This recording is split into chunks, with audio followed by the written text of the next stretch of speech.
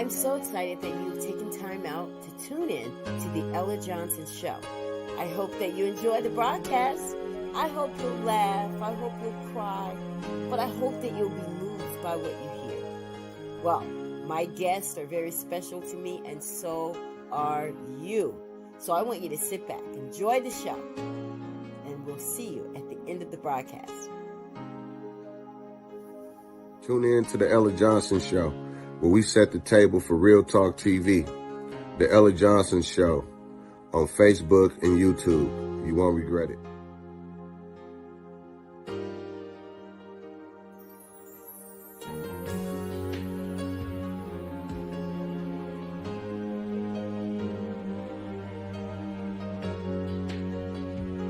What you can become depends on what you can overcome. My children's book, Love You More, is out now. Go to Amazon and purchase it.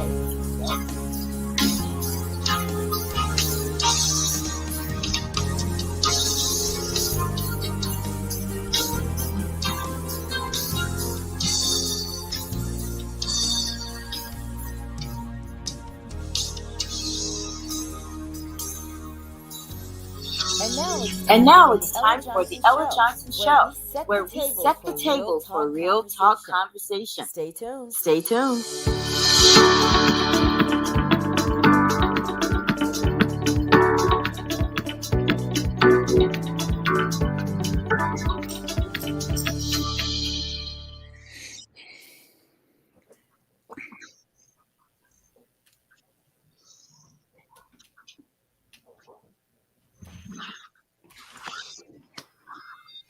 Welcome to the Ella Johnson Show. Listen, guys, we have a full house tonight. So if you are sitting there and you know that you have friends that would love to watch this broadcast, you should tune them in right now. Share the broadcast. If you're watching from Facebook, thank you. As always, you guys are the best in sharing my video and being a part of that process. So please do that tonight for us. But thank you. Thank you so much for tuning into the Ella Johnson Show. If you're watching from YouTube, thank you as well. But listen, while you're there, do me a favor. Subscribe to my channel. I mean, like, you're already there, so you might as well go ahead and subscribe. Listen, I have lots of folks here tonight ready to talk about relationships. Guys, this is what's so exciting about tonight. This is something I've never done on the Ella Johnson Show. Anything goes tonight. That means the conversation can be wide. And you know that can happen on this show. You can ask us questions. Just put them in the comment section. If you have any questions that you want to personally ask me, I may answer it. I may not. You know, depends on what it is. But, you know, I'm kind of an open book. So if you ask me a question, I'll probably answer. But if you have a question for any of my guests, please feel free to do that. Because from time to time, I will bring your comments up on the screen. Guys, look at y'all. Everybody looks so serious. Hello. Hey. Everybody. Well, listen. I am toasting to the holidays. We're going to relax, have a good time. Thank you so much, Charity. She has the Christmas tree in the background for us. Thank you for bringing that festive moment for us here on the Ella Johnson Show. Gene is asleep up there, but that's okay. That's okay. He's got a little something on his mind tonight. Okay. His wife gave him a little surprise before the show, but we're going to keep that's between us. All right. But listen, I want you guys, I want to thank all of you so much for purchasing my new book, Love You More. You know that my children's book is available on Amazon, and you guys have truly shown your love and support for me and my book. I am working on the next one, which is Under the Influence, The Things We Do for Love. Well, it's not going to be ready for Christmas, but that's okay. It's going to be worth the wait. So you guys just stay tuned for that. But I want you guys to meet my guest. Yes. I want all of my guests right now to just smile and just say hello. Hello. Okay, see, that's what I'm talking about. That's what I'm talking about. All right, so let me introduce you guys. I have Lorraine Cheree. I love her. She is going to bring so much good stuff to this show tonight because she's a counselor. So she's going to be able to tell us, you know, when we're wrong, when we're right, you know, maybe even, what we need if we need counseling. She's going to be there to give us some good advice. But she is out of Virginia, and she also has a women's platform on Facebook, and it's called Girlfriend's Table. And it's a safe place for women to go. So you can look that up and join the group, because she makes that a safe place for women to come and talk about their issues without judgment. So welcome to the Ella Johnson Show again, Lorraine. Thank you. Thank you. I'm always glad to be here. And I'm always glad to have you. Then we also have King Najee, guys, in the building. One the God is what he calls himself. He is a hip hop artist out of Flint, Michigan. Yes, and you can find his music over 600 platforms, of which include Spotify, Pandora, Apple, Amazon, YouTube Music, all of the above. But he is here on the show tonight to give us some men's perspective on relationships and dating and sex and cheating and all that kind of stuff. I'm assuming we don't have any virgins here. Everyone's had a little experience, right? Jean, right? Shannon, get him. No. So we got, you guys, listen, you know how we do it on the Ella Johnson Show. It's a very candid show, but we do want you to leave here with good information. That is still the underlying purpose of the show, that you leave with some information that you might not find at church, you might not find in your girls groups or men's group, but we'll talk openly and candidly here, because there's a reason that the divorces are happening at an alarming rate. Right now, you can find that women, and I wanted to just see the difference, because a lot of times people think this is a worldly issue, but it's not a worldly issue, because just as many women and men in the church are getting divorced as women and men that are not affiliated with a church. They did a survey on that. So that was alarming to me, and it made me want to have this kind of show, because we're missing something, right? And hopefully we'll find a lot of that. Then we have Jean and Shannon Mason. Now, they are regulars on the Ella Johnson Show. Like, I should call the show the Ella Johnson Show and the Masons. Okay. Right? I should. These are my friends. They're out of Texas. They're married, which is kind of why they're sitting so close together. They live under the same roof. 12 children. Right, guys?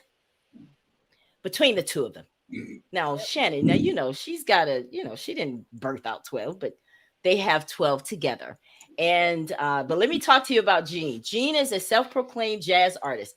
My brother has an album right now, Turn Right at the Moon. I always want to say Take It to the Moon. You should change it. You should change the name of the album to fit what I can remember. Turn Right at the Moon is his album right now. But guess what, guys? Next year, April 22nd, 2022, he is releasing his new album, Still I Rise. I will be in the building for that. You can believe that. Welcome, Jean, to the Ella Johnson Show. Hi, Ella. Yes. I know it makes you want to just go, hi, but you feel like that's corny, right? Then we have his beautiful, beautiful wife, Shannon. Now, listen, Shannon, she was on my show last week, and I'm just gonna say it because like I said, anything goes tonight. But her son is fine. Okay, I'm sorry. I was like, baby, listen. I was trying to keep it under control because she's my sister, and I don't want her to not invite me to her home, right? Because she might think I might get out of control. But he is, and he plays in the CFL right now. He's currently a football player with the CFL, but he was also pro at one point as well. So she's done a great job. She's the CEO of Evolve Sports 365. She manages, motivates, and mentors athletes to their fullest potential. So if you have an athlete and you want her to start getting involved with them now, she's the one to call. All right? For real. Welcome to the Ella Johnson Show, both of you guys. Hello. And she's also a producer of the 1% Talk Show. She produces it. And her son and two other guys. See, there's something I can't remember the other two. Anthony. Frenchie. And they are the host. And it's really good. It's really good. They deal with a lot of awesome subjects in the sports world. So welcome again. Hello. Then we have Scott Biggs. Scott is how we talk about homeboy. I don't even think we say homeboy anymore, but he is mine. He is from Monroeville, Alabama, right there with me. And he's back again. Listen, he's coming back for more, because let me tell you, on the last show, little rough, wasn't it, Scott? Oh yeah. He's like, I want more. So he wanted to join us again tonight. Welcome again to the Ella Johnson Show, Scott. Thank you. And then Charity, she is so special that I'm gonna let her introduce herself to us because she's sitting right in the middle. I'm looking directly at her. So tell us who you are, Charity, and where you are from. Well, I'm Charity Gulley, and I'm actually Scott's cousin-in-law. Oh, really? Yeah. Okay. And, my first time, being watching the live was when he was on there, and so I had never heard of you, or anything having to do with the lives that you do. So that was my first encounter, and I stayed for the 4 hours that it lasted. So it was so interesting. And you guys see how she emphasized 4 hours? Yeah. And I've never tuned in to a live that long, so it had been interesting to hold my attention that long. Well, that's a compliment. Thank you. and she said during the show, she's like, I want to be on the next one. I got to get in. She's like, baby, I got to get a piece of that. So you are here, and we are going to talk. But guys, while people are coming in, let's just talk about some stuff. What are you guys doing for Christmas? Any special plans? Any of you? House full? Not really. House Just full? going to Monroeville. Are you going to Monroeville? You know there's not going to be anything to do, right?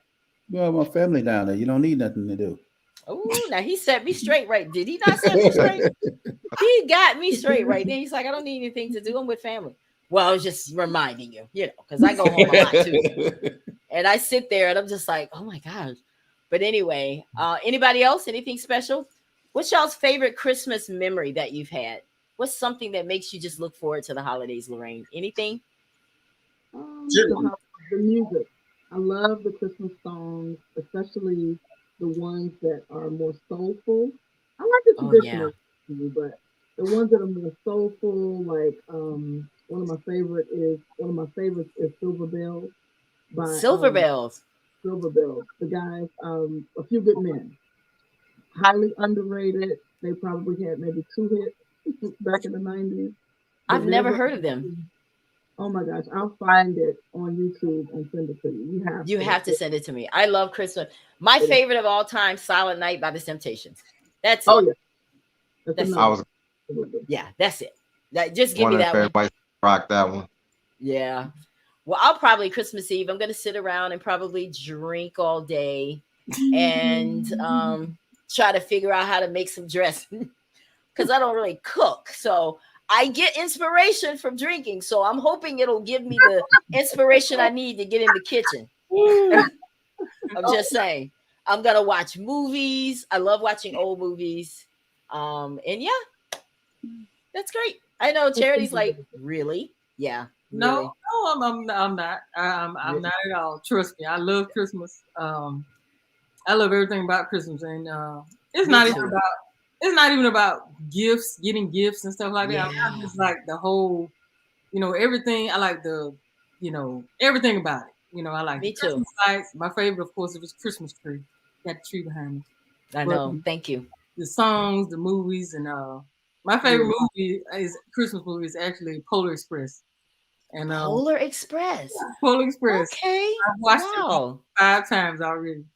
And Polar Express. So yeah, I mean everything. Just to ride around, see the Christmas lights, and isn't that something how we never lose that even as adults? Yeah. And I wish more people would admit to that because I think that life is fun. It's supposed to be. Don't stress. Don't still be a kid. That's why I like having grandkids around. They keep you young. Yeah, I keep my tree up to February. My husband let me. Now you know what? I kept mine up one time until May. Till what I eventually did, I just gave it away. I would rather give it away than to take it down. I don't like taking it down. That's the only thing I don't like. Right? Jean, let her keep it up. Let her keep it up, Jean. Let her keep it up. Yes, you can. I keep it up till May. He said no. May. You gonna keep it up till May? You may as well leave it up. Now, you know what, Charity? That is absolutely true. You can say a few months later, just leave it up. People do that still. They leave their lights on and stuff. But I'm glad to see that you guys are having good. I'm glad that we all have, we really understand what it's about. Because I know growing up in Alabama, there were times that there wasn't like a lot of stuff under the tree, but I never remember being sad. I never remember being sad at Christmas, like pouty. If there was just a pair of socks, we were excited, So it taught us how to be grateful and to it was all about family. And I appreciate that. But tonight, guys, this is part 1 of a part 2 series about relationships. Anything goes. Like I said, tonight and tomorrow night, we're going to be talking about everything from A to Z when it comes to relationships. Because if you have someone that's cheated on you, or if you are cheating, or if you're in a marriage that's lifeless, sexless, or if you're in a relationship and you're not quite sure whether you should get married, by the end of this show, by tomorrow night, you'll have an answer. You guys are not going to believe this, but Scott, after the last 2 shows that we all did, well, no, we did. Did we do 2 nights? I can't remember. Yeah, I just did one night. Oh, you did one night. There were 2. Mm-hmm. After that, I had people inboxing me saying that their friends look at marriage totally different after the broadcast. Really? Yeah. They were like, you know what? They got just as many problems as we got. So, but that's a good thing. And that's why it's important to talk it out. But it is important for people to see that there are some marriages that do work. And that's why I'm so glad that Jean and Shannon are here, because you need to see that, there's some that fall by the wayside. I mean, I was married, got divorced after 18 years, but there's some people that figure it out and know how to stay together. And so, we're going to talk about all that tonight.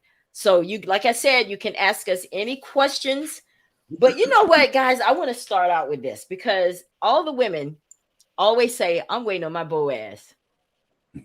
Have we ever heard that? Have we ever heard that, Scott? Have you ever heard a woman say, I'm waiting on my Boaz?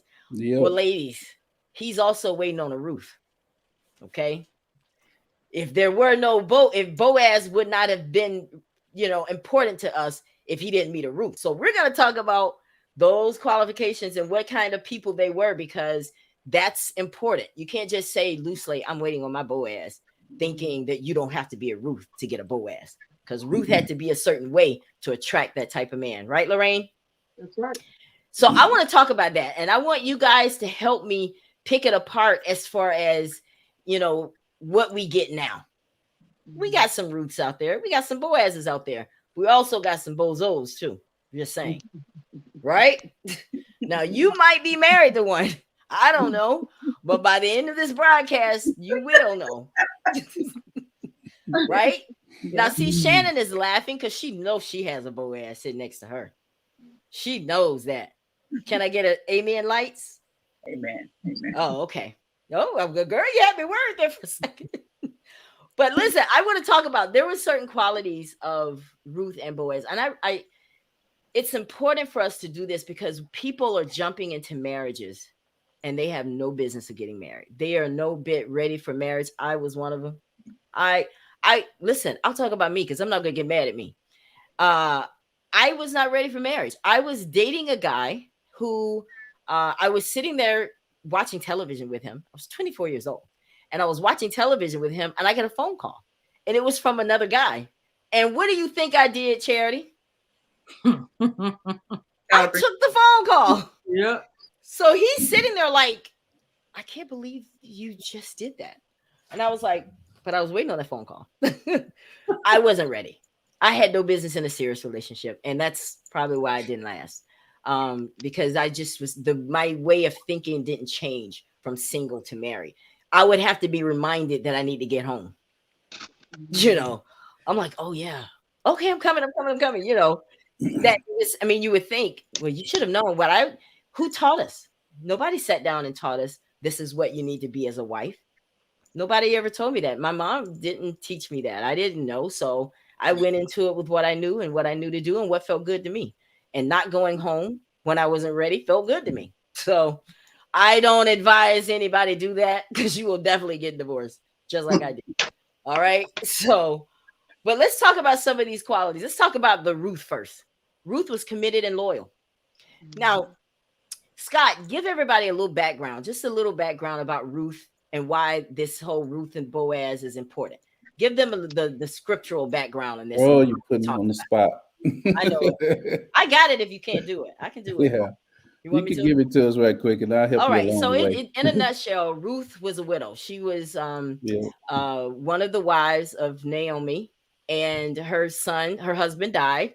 And so instead of Ruth going, because Naomi told them, both of her sons' wives, look, y'all go to your land and I'm going to mine. And Orpah did. She was like, okay, deuces, I'm out.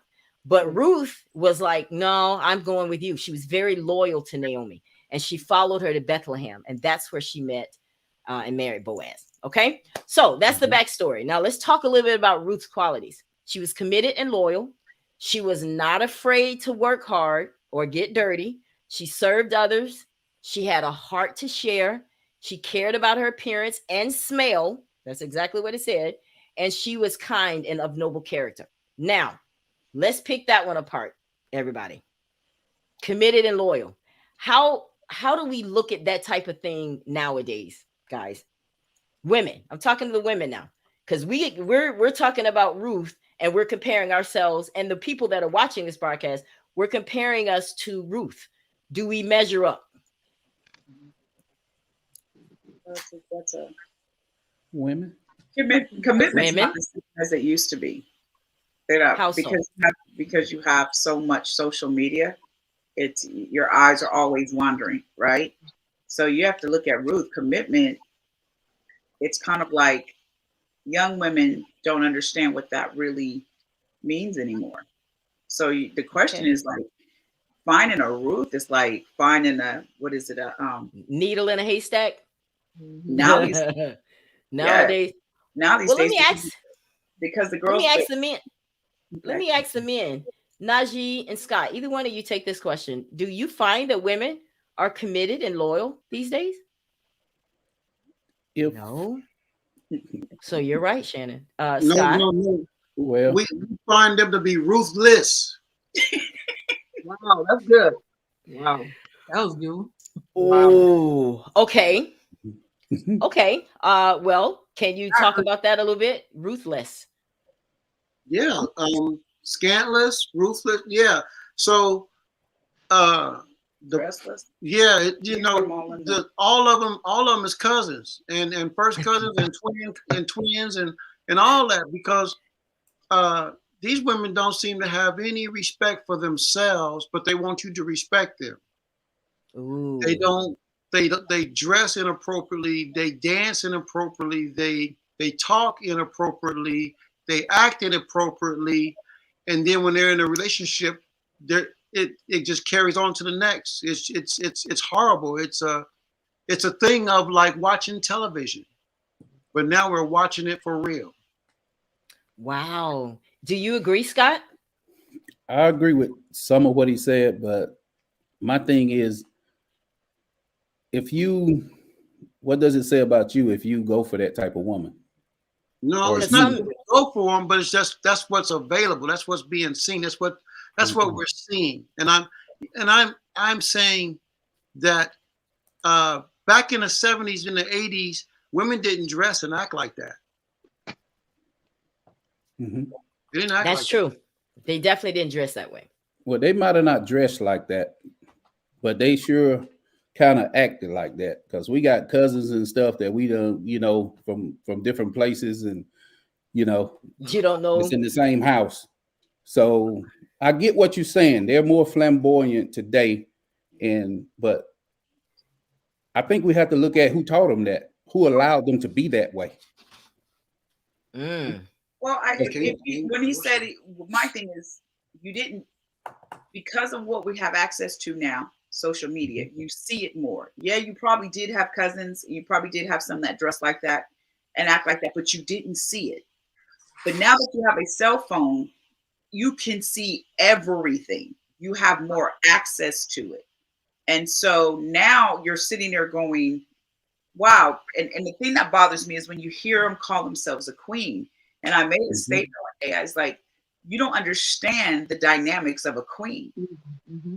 Right? Especially if you have to understand how she carries herself. She walks in a rulership. She speaks in a rulership, but then you're going to call yourself a queen bee, or you're kind of degrading royalty on a whole nother level, right? So you call yourself a queen, but you half naked. Yet you call yourself a queen, but you twerking and then you got your child twerking next to you. So now I believe the fact that we have access to see it now, it makes it difficult to find a Ruth. It really if she didn't get all that attention. I'm sorry, go ahead. I didn't mean to cut you off. No, go ahead. She didn't get all that attention. If she didn't get all the attention, she probably stopped twerking. If she didn't get all the attention from men. Now, I'm not trying to say that that men don't like twerking. Men's fault, but I'm just saying they're doing it for a reason, and both parties is at fault here. Both. Well, this is the thing that about Ruth. Let me talk about this. Ruth wasn't twerking; she was working. That's right. What caught his eye. Right. That caught his eye. He was like, "Wow, I like that." And then when he started blessing her, guys, check this out now.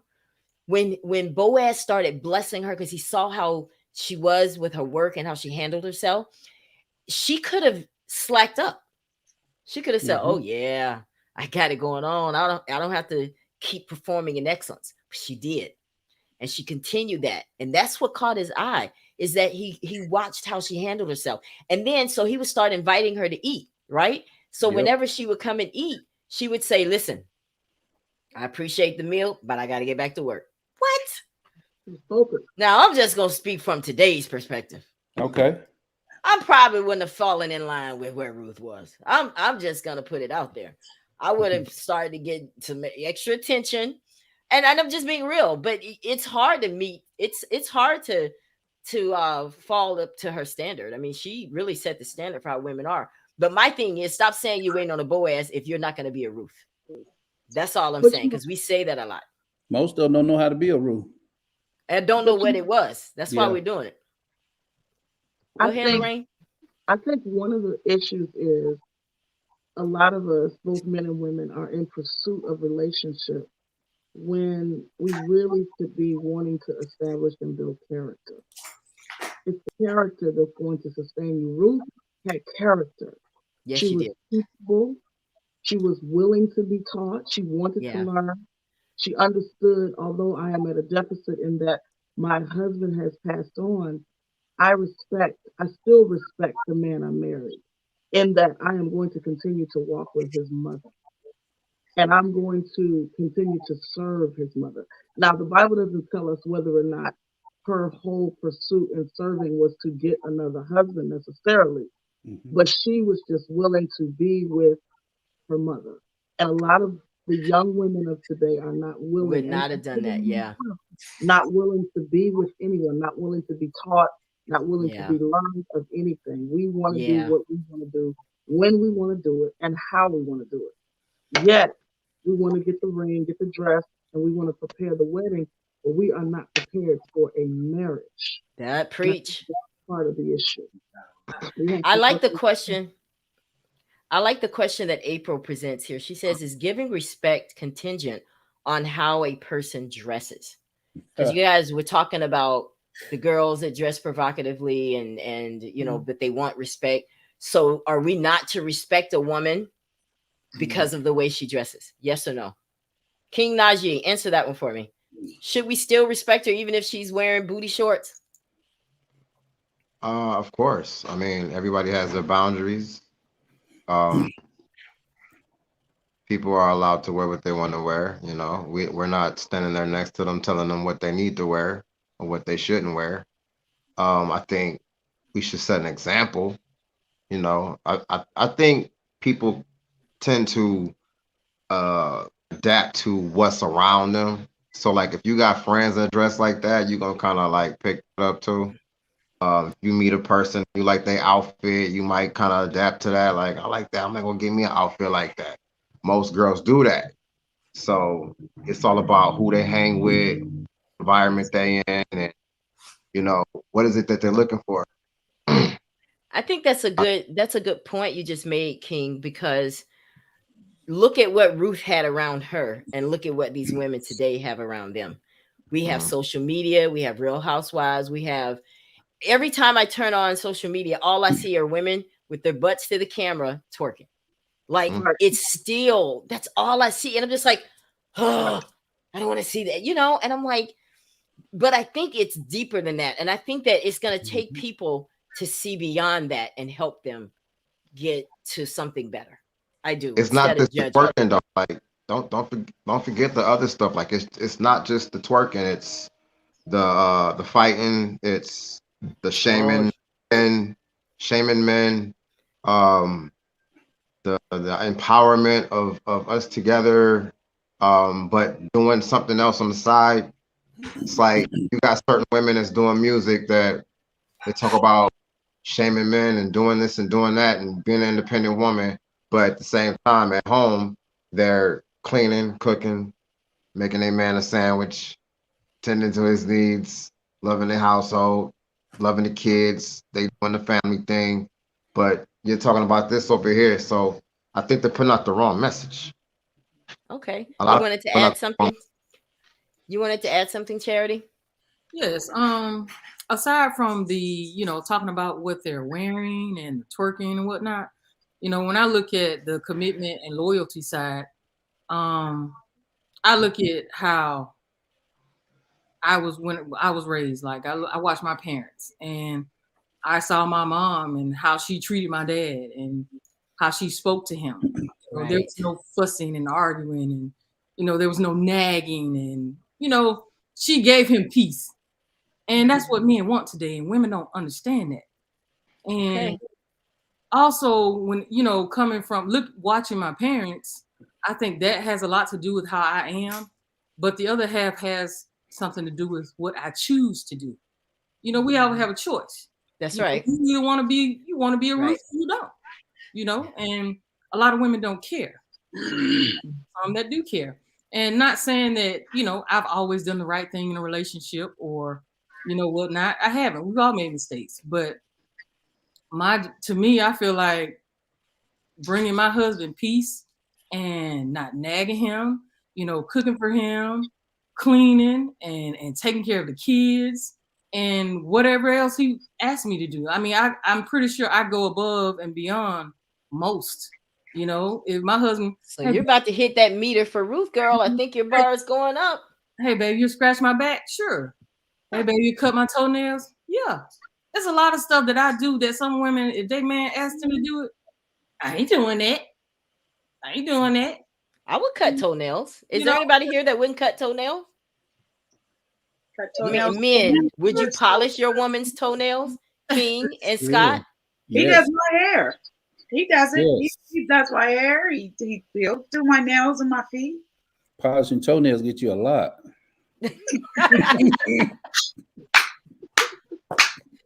Scott, do tell. I can't. Wow. So you're saying that well, at least he's figuring out what works in his marriage. So you probably I like that. I mean, rubbing their feet and all that kind of stuff. You guys all do that. I like it. Yeah. It's one thing I want to say, Elle, about the booty shorts and all that kind of stuff. And I think women miss this. I think it was Dave Chappelle that said it. If you see somebody dressed up in a police uniform, you're going to assume they're a policeman and you're going to treat them accordingly. So if you see a female that's everything out in the open and she's doing all of this, you're not going to disrespect them for as a human, but they're not going to get the respect of a woman that's not showing as much, So I think that's one of the biggest problems that females have that do that. They surprised that the guy approached them and said, "Hey, what you want to do tonight?" Instead of, "Hey, you want to go out on a date?" But the uniform fit the attitude sometimes. And that's a good point. I'm not saying that that's a good thing, but that's it is what it is. Right. Oh wow. I mean, me personally, I'm not gonna go for somebody that's got, a bunch of stuff showing anyway, and because I don't want a woman that's putting herself out there like that. But at the same time, I'm not gonna look at this chick like, okay, she got her booty shorts on and got the half top shirt on and she look real ratchet or whatever. That doesn't give me the okay to be like, why you dressing like that and why you looking like that, and you know what I'm saying? Like, it don't give me the okay to just be, just down talk her and disrespect her, because I don't really know this girl. And even if I knew her, I'm still not gonna do that because hey, you are who you are. You wear what you wear. Nobody told Prince that he couldn't wear the butt cut out of his little uniform, or you know what I'm saying? Like but you wasn't going out hanging out with Prince though. No, I was on no, the street. You would have went the other way, and you know, I'm not talking about a form of talking about her and dogging her. I'm not talking about that at all. But if you saw a dude and you don't like guys with booty shorts on, you gonna sidestep and keep going. Instead of you see a dude that you know that dress normal like he throw you a bump up fist, you probably gonna bump his fist. The other dude, you're gonna be like, man, what's up? And keep walking. That's what I'm talking about. It's not dogging her, it's about your appearance. I mean, and men are very visual. Well, somebody asked, would we take a young lady who was dressed like that and make her ours and then teach her otherwise? My answer is no. No. I would just. Why not?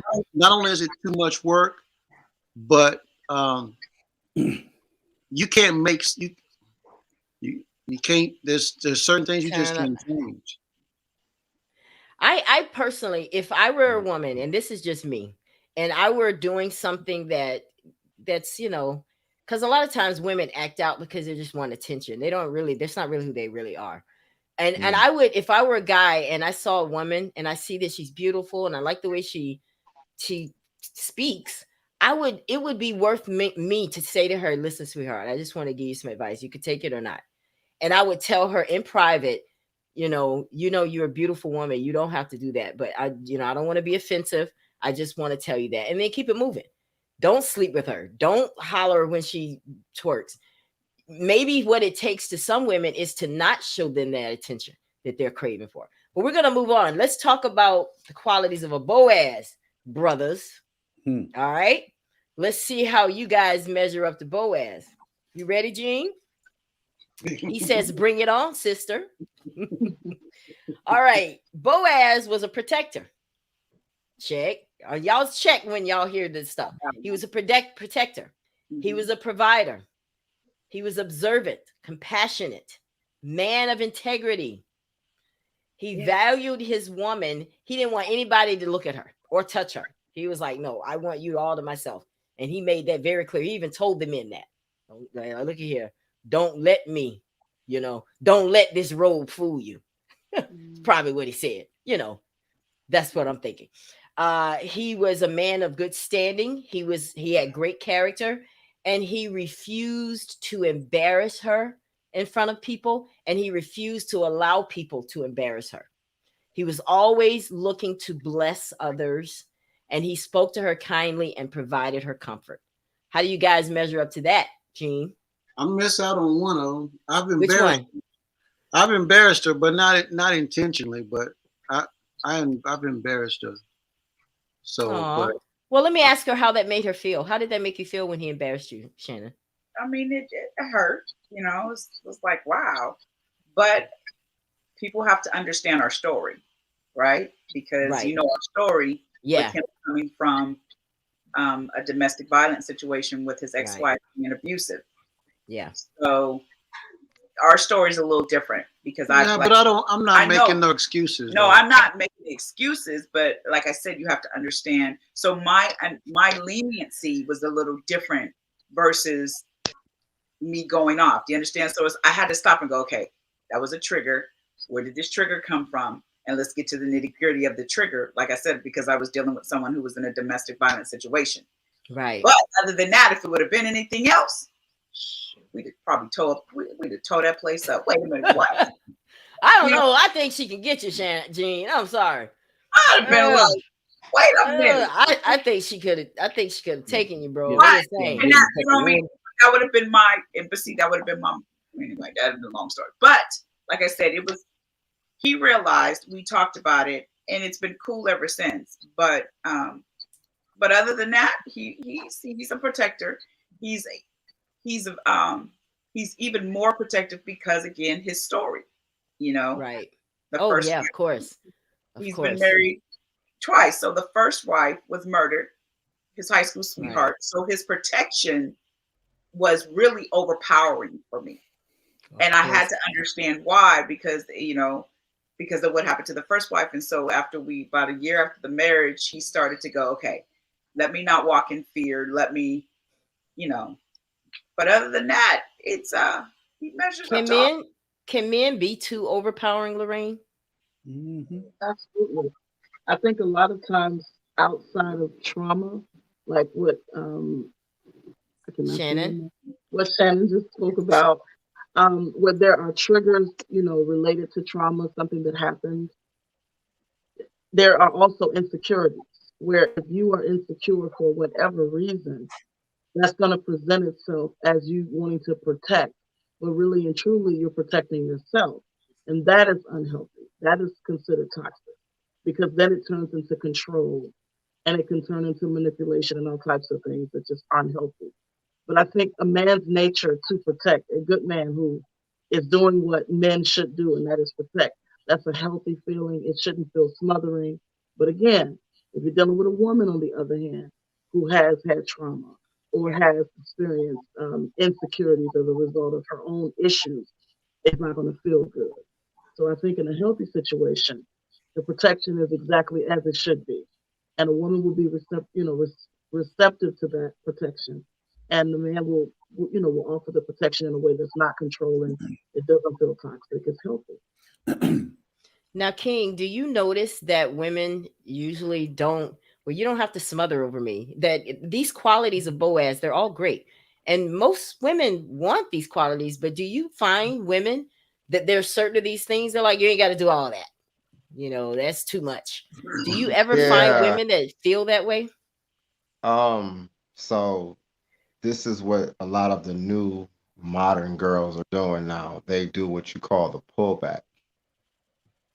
It's like happens mostly in the beginning stages of getting to know somebody.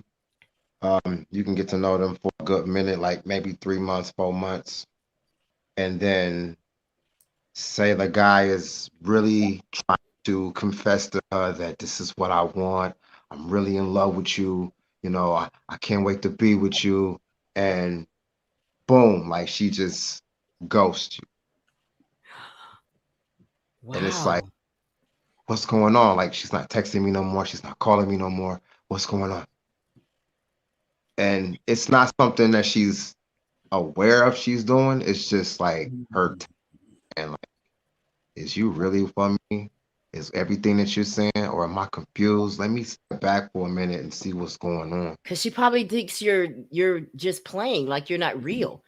Yeah. Wow. So and the whole time the guy it doesn't even know what's going on. He's like, did she meet somebody else? Is she sleeping with somebody? Like, what's going on? Like, why you not texting me? Why you not calling me? And this is what a lot of the modern girls they do today.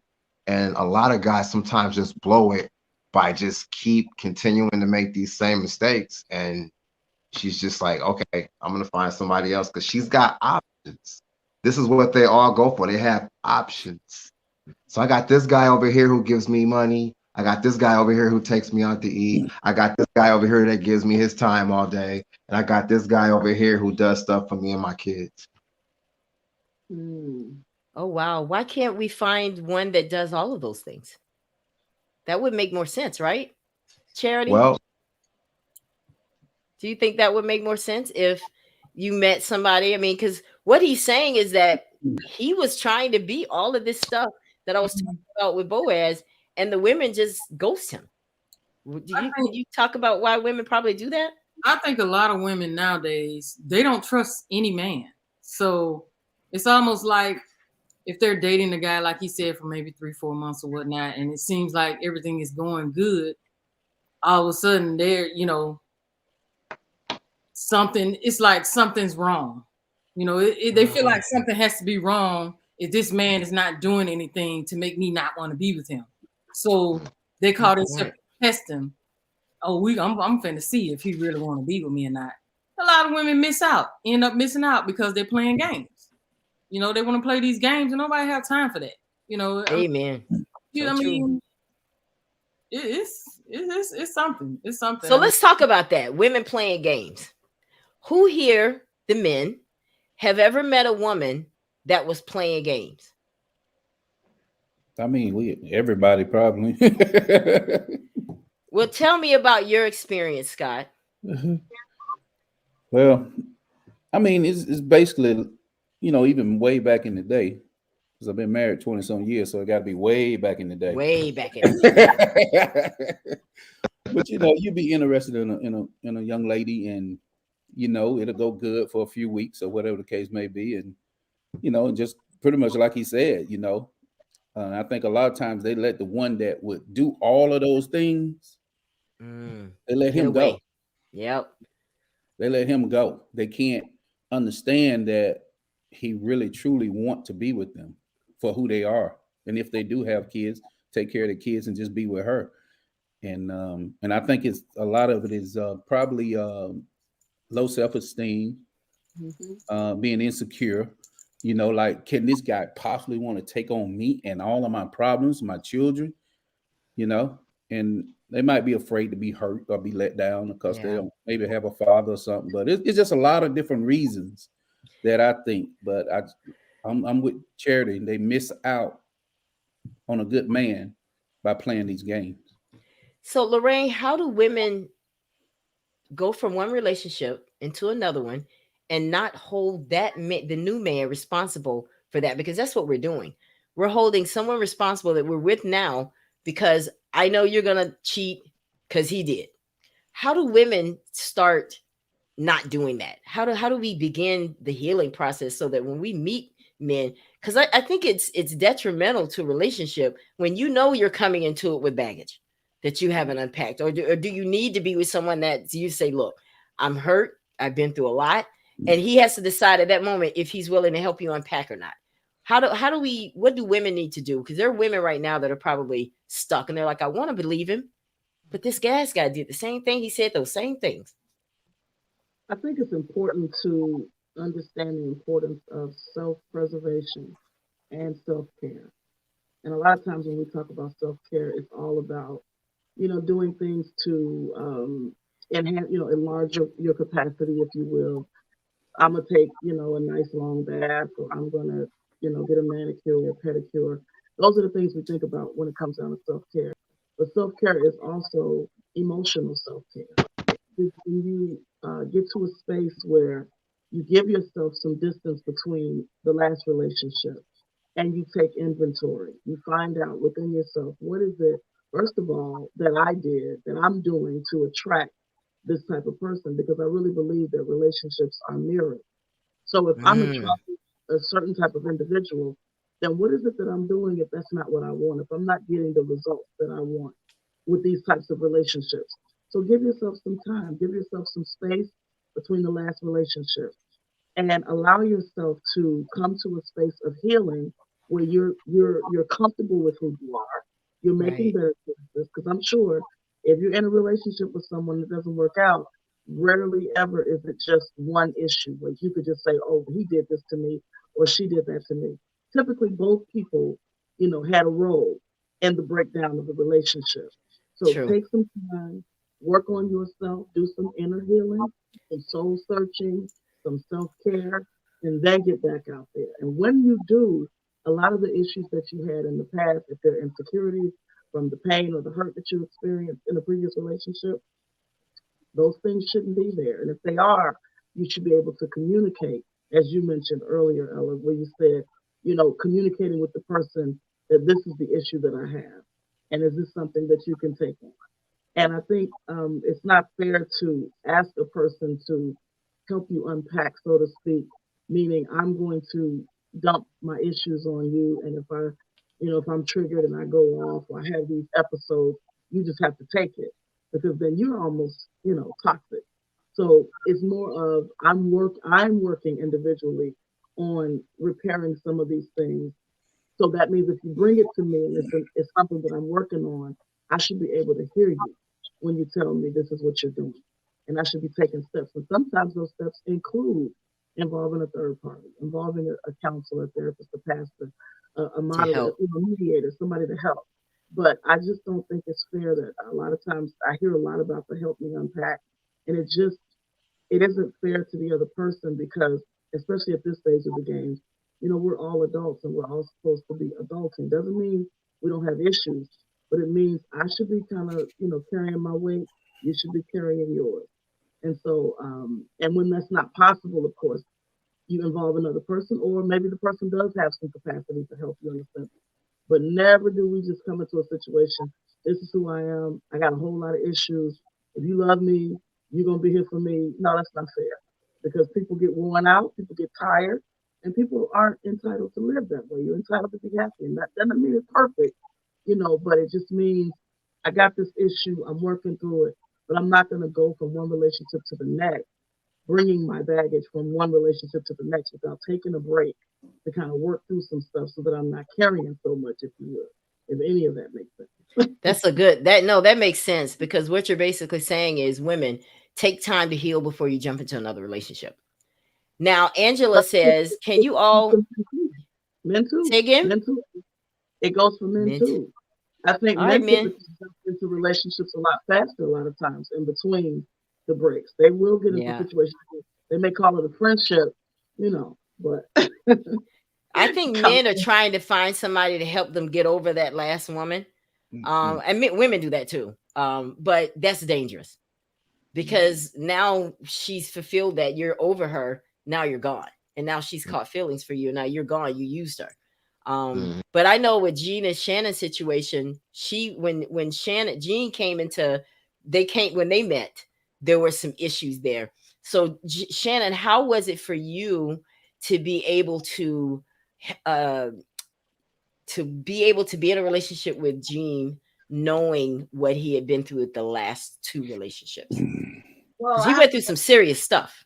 Yeah, but I have to go back. So my previous marriage, I could tell you where I was, what I said. I went to God and I said, okay, God, if this is a religious marriage, I want a kingdom marriage. I don't want a religious marriage. I want a kingdom marriage, because at that time I started watching Miles Monroe, and he was talking about kingdom. So my everything, my mind, my understanding all shifted. And so when I asked God that, I didn't know a year later I was going to end up in a divorce, because I have been through so much for 16 years. And so when I said that, I said, God, whoever I marry again, he's got to have the heart of a king. Because I knew God's heart, because I had learned who God was as a king. So I desired that. And so during that time, I was in Tulsa. God said, go to Dallas. So I took me, and at the time my one son was in college, and I took the 4 kids, and I moved here to Dallas with just me and the clothes on my back. And so after I got here, I think it was maybe a few months after I got here, his cousin, because that's how we met, his cousin called, and she was like, I want to bring something by. I got something to drop off, because she had helped me transition to Dallas. So I was like, okay. So I figured she was dropping off dishes. Well, when she opened the door, voila. So my spiritual mom was with her, right? So it's my spiritual mom and 2 other ladies. And I can tell you exactly where he was positioned. And he was standing with his back up against the wall by the door. And my spirit literally leaped.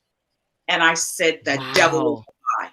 I was like, the devil is a lie. I was like, no, right? Because the spirit literally, and I knew. And I was like, oh, man. But I had been in a place where I was in God's face. Like, I was like, I want a heart of a king, right? But now listen, at the time from my second divorce, I told God, I said, okay, he got to be about 6'3". He got to drive, he got to be a CEO. He got to be this. I had my list, but I kept. But the thing that stuck out is I kept saying, but I got to have a heart of a king, right? So God knew who he was. So after that, after I found out, my spiritual mom started to tell me about the story. And I remember telling her, I said, whoever marries him, because it just came up in my spirit, I said, the woman that loves him to the core of who he is, he will give her the world. I said, so my spirit laughed, right? I said, that ain't me. I've been through a lot in my other marriage. I'm not here to help nobody go through nothing. I mean, I was just like, I was in my moment, right? So God, I said, oh, really?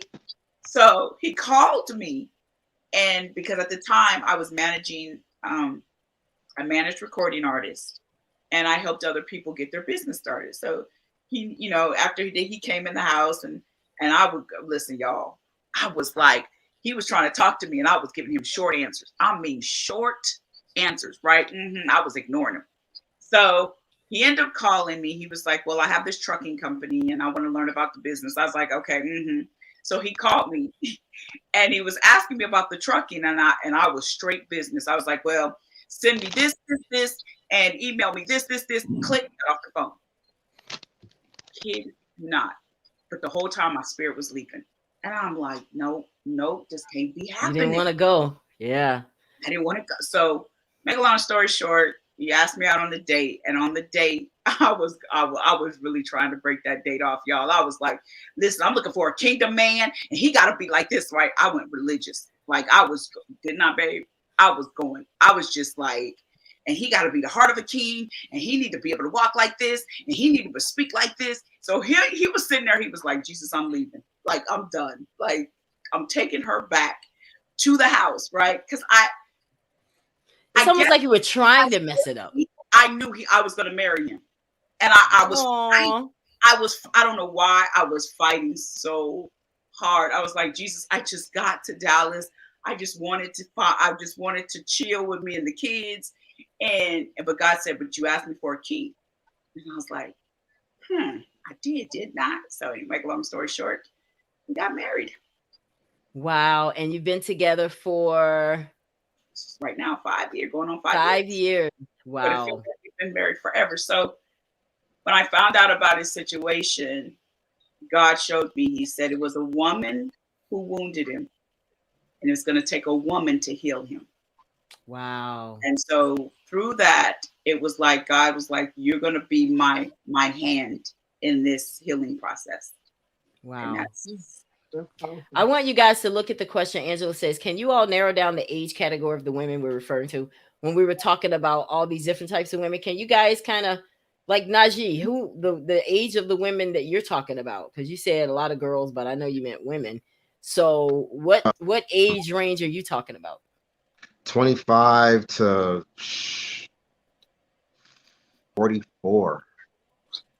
Oh, wow. Even in the 40s? Yes. Oh, yes. Okay, well, are these okay, I don't want you to tell. Well, you could tell me, what's your age? How much these women in the 40s, how much older are they than you? I'm 41. You are not 40. I'm sorry, I'm 42. Yeah. You're in your 40s? I did not know that. You look so young. Okay. So even women in the 40s give you this type of stuff. Now that's shocking. Should I be shocked, Lorraine? I mean, Charity, should I be shocked? I don't think there's an age on it. Me personally. I feel like rotten kids turn into rotten teenagers who turn into rotten young adults who turn into rotten 40-year-olds, and they take it on into elderly, unless there's something that comes in there that, puts them on a better track, that's a lifelong, I don't see age on it. So when you're over 40 and you're acting like that, it's kind of like, ooh. Yeah. Is it too far gone, Lorraine? Is there still hope? I think there's always hope. I'm an optimist, but typically, if this is the pattern, this is pretty much. That's pretty much it. Let's look at what John. Charlie said, if this is how you have been, if this is what you have done, if this is, it's the pattern. And so this is your hubby, Charity. Yeah. God. Yeah, an act of God. He says women need to understand that they can accumulate too much baggage at a young age and potentially be faced with the fact that no one is willing to help them unpack. Wow. True. So women, get yourself together, because not you're gonna run everybody off. Yeah. The thought of a 20-year-old is certainly not the same as a 43-year-old. Okay. And then someone says, I hope at 40 growth is at the forefront. Well, maybe not. Doesn't grow. Maybe not. Everybody doesn't grow. Everybody doesn't grow. You would expect them to, but no, everybody doesn't grow. And it's a turnoff for a woman to be childish. I'm just gonna say that, because I see that a lot, and I have a lot of guy friends, and they talk to me a lot about their relationships because they just kind of trust me like that. And what I hear from a lot of them is they have women who are nagging, always want to know where you are, what time you gonna get home, who are you with, give me your password for your cell phone, all of these things. They're not even married, and men are turned off by that. Let me ask my men on the panel here: are men turned off with stuff like that? Nagging women who are always just the same thing over and over, nothing new. Scott, you first. I would assume yes, they are, because no guy, I mean, whether he works or not, got plenty of money or not, he don't want to come home to somebody nagging him all the time. You know, it's just horrible, especially when you done had a bad day, and all you want to do is come home and relax, watch a football game, you know, get something to eat and go to sleep. Nobody wants to hear nagging, that what you've been nagging about for 2 weeks, 3 weeks, you know. The same thing. How do you handle it though? Do you tell her, look, woman, shut up? I mean, I know you wouldn't say that because that's not how you speak, but how do you handle that? You got to handle it. You can't just let it stay inside. Well, like most men handle it, they just continue to watch TV till she get tired of talking. But in a realistic way, you should take a moment and try to, you know, say, hey, okay, what's the problem? And just try to listen to it and okay, we'll talk about it later or something. You know, you should try to, every time she bring it up, you can't push her to the side. Right, because she's just So going to you got to take care of that problem some kind of way if she allow you to, you know. So what about you, King Najee? How do you deal with a nagging woman that's always complaining about this and that? Pick your socks up. I'm tired of doing it. I'm not your mother, you know, that kind of stuff. Well, I always say there's always room for self-improvement. So if it's stuff that you feel like, you know, she's consistently on you about or whatever, you know, it's up to you to take responsibility into your own actions, you know. Try to fix it. Okay. Yeah, but if you just got a chick that just, you know, just wants to nag about everything, then you need to reevaluate your life choices. Because like my man said, like, you know, most of us men, like, we just want peace. We want to come home, and we've been fighting our boss all day. We've been fighting people at the store and arguing with coworkers, and we come home like, we're not trying to argue with you, and then we got to hear the kids was bad at school, and we're not trying to deal with that, you know. So yeah, we want some peace. Like, we want to come home and chill and cut the TV on, take a nap, and wake up dinner smelling good. Like, have you ever ended a relationship with a woman because she just couldn't get that right? Mm-hmm. Really? Mm-hmm. Do you think he's right, yeah. Team? Is he right to end it? Listen, if you're not at peace at home, you're not going to be at peace anywhere. It starts at home and it ends at home. Me personally, that's not my forte, because I pick up, I clean up. I don't like dirty. I don't like my stuff laying around. I clean up, I pick up. I don't have a password on my phone. You can go in my phone without, you know, there ain't no numbers. Just go in the phone. I'll tell you where I'm going. I'll tell you when I'm coming back. So I eliminate 99% of that. Mm-hmm. You know, okay, so you don't get the nagging then, because you're open. I see it as accountability. Okay.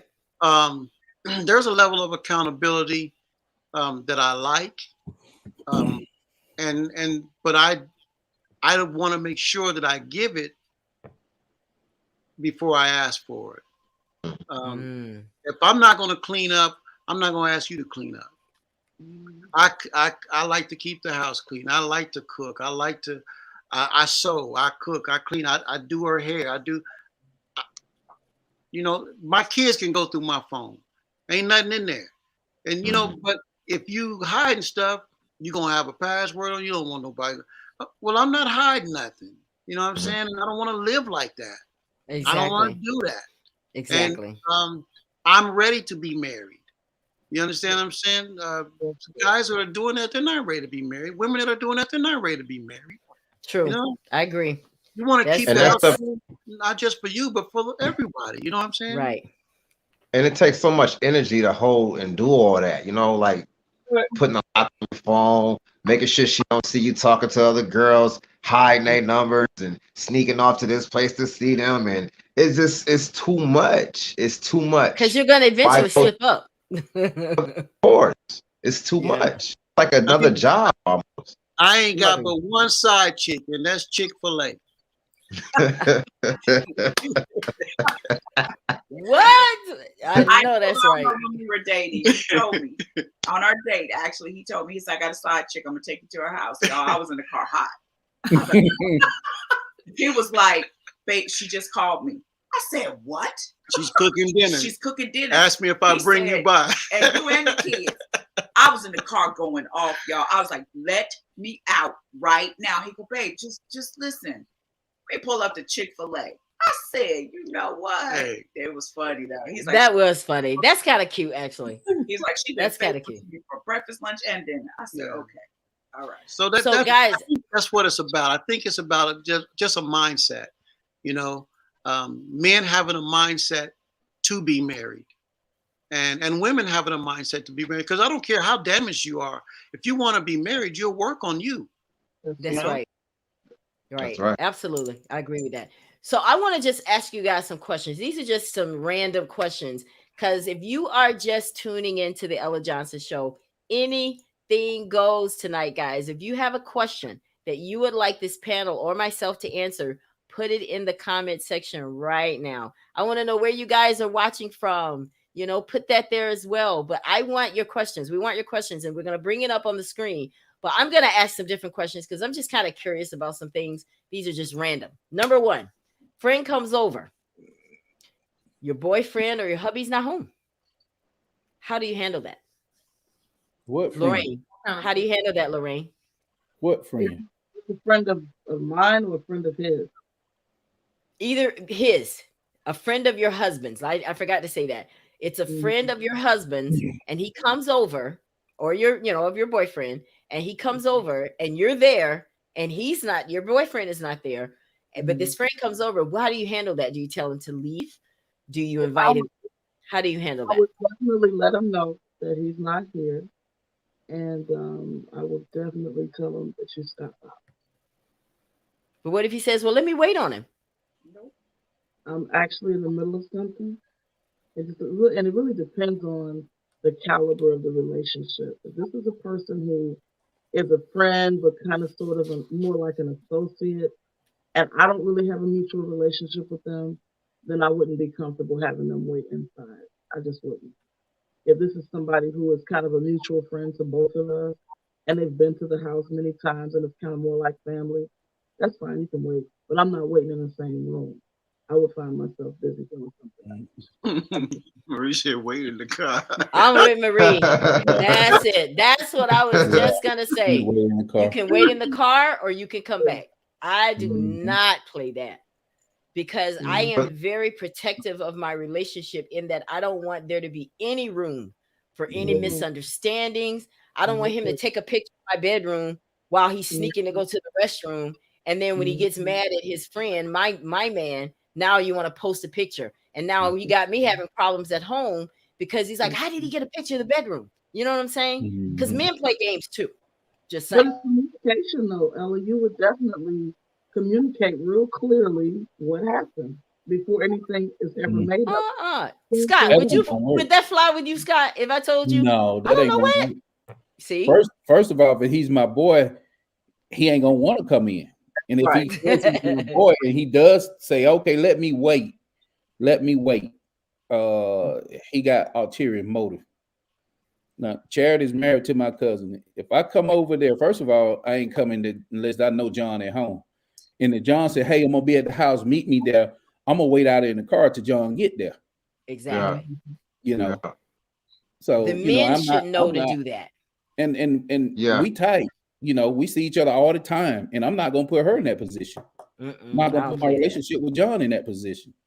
He need to stay outside. There's gonna be some problem for everybody. All right, women, let me turn the tables.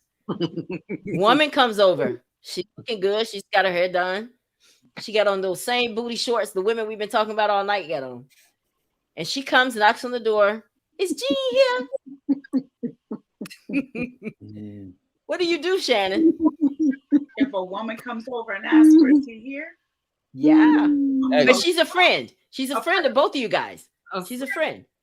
Both. First of all, she ain't my friend. So Right. So why can't a woman be friends with both of y'all? No. Yes, she can. Is that even realistic? Like, would that really happen? Let me. Of course. I do have. Well, no. Okay, I do have. She's like my sister, so she calls him brother. So she's close. Now, I can truly say I can trust her. I truly can be. I've seen her go through some stuff, and so but to come over and dress like that, that's not even in her character. Two, if I'm not home, she would say, okay, hey, I'll be back, or I'll tell Shannon I came by. Like, we're real close, right? And so she's even stayed over here at the house when she come in town, her and the kids. So I don't. But just to have somebody come to the door in some booty shorts, that's not who I'm hanging out with. So we'd have problems. Now, because he's a jazz musician and he does recording, right? So if you do, and there's females he's worked with. So if you have a female, there's a female that comes and he's working with her. I'm here at the house, they're working, and I might be in the kitchen or whatever, and they're in the studio working. And he'll either leave the door cracked or I'm coming in and out all the time. Because I have to understand that's a part of what he does. But my presence is known. But just to say, if she came over by herself and something like that, first of all, she wouldn't even get past the door, because that won't happen. And if I wasn't home, I knew that. She wouldn't listen. She'd even walk up on the doorstep and he'd be like, she ain't home, gotta go. Click. And he'll shut the door. Like, no. What about you, Charity? What about you? Yeah, it won't happen. She said it won't happen. I mean, just like that. First of all, I don't have friends that dress like that. Right. My husband and I, we do have mutual friends, but I mean, it's common sense to not even come over unless both parties or the one you're looking for is there.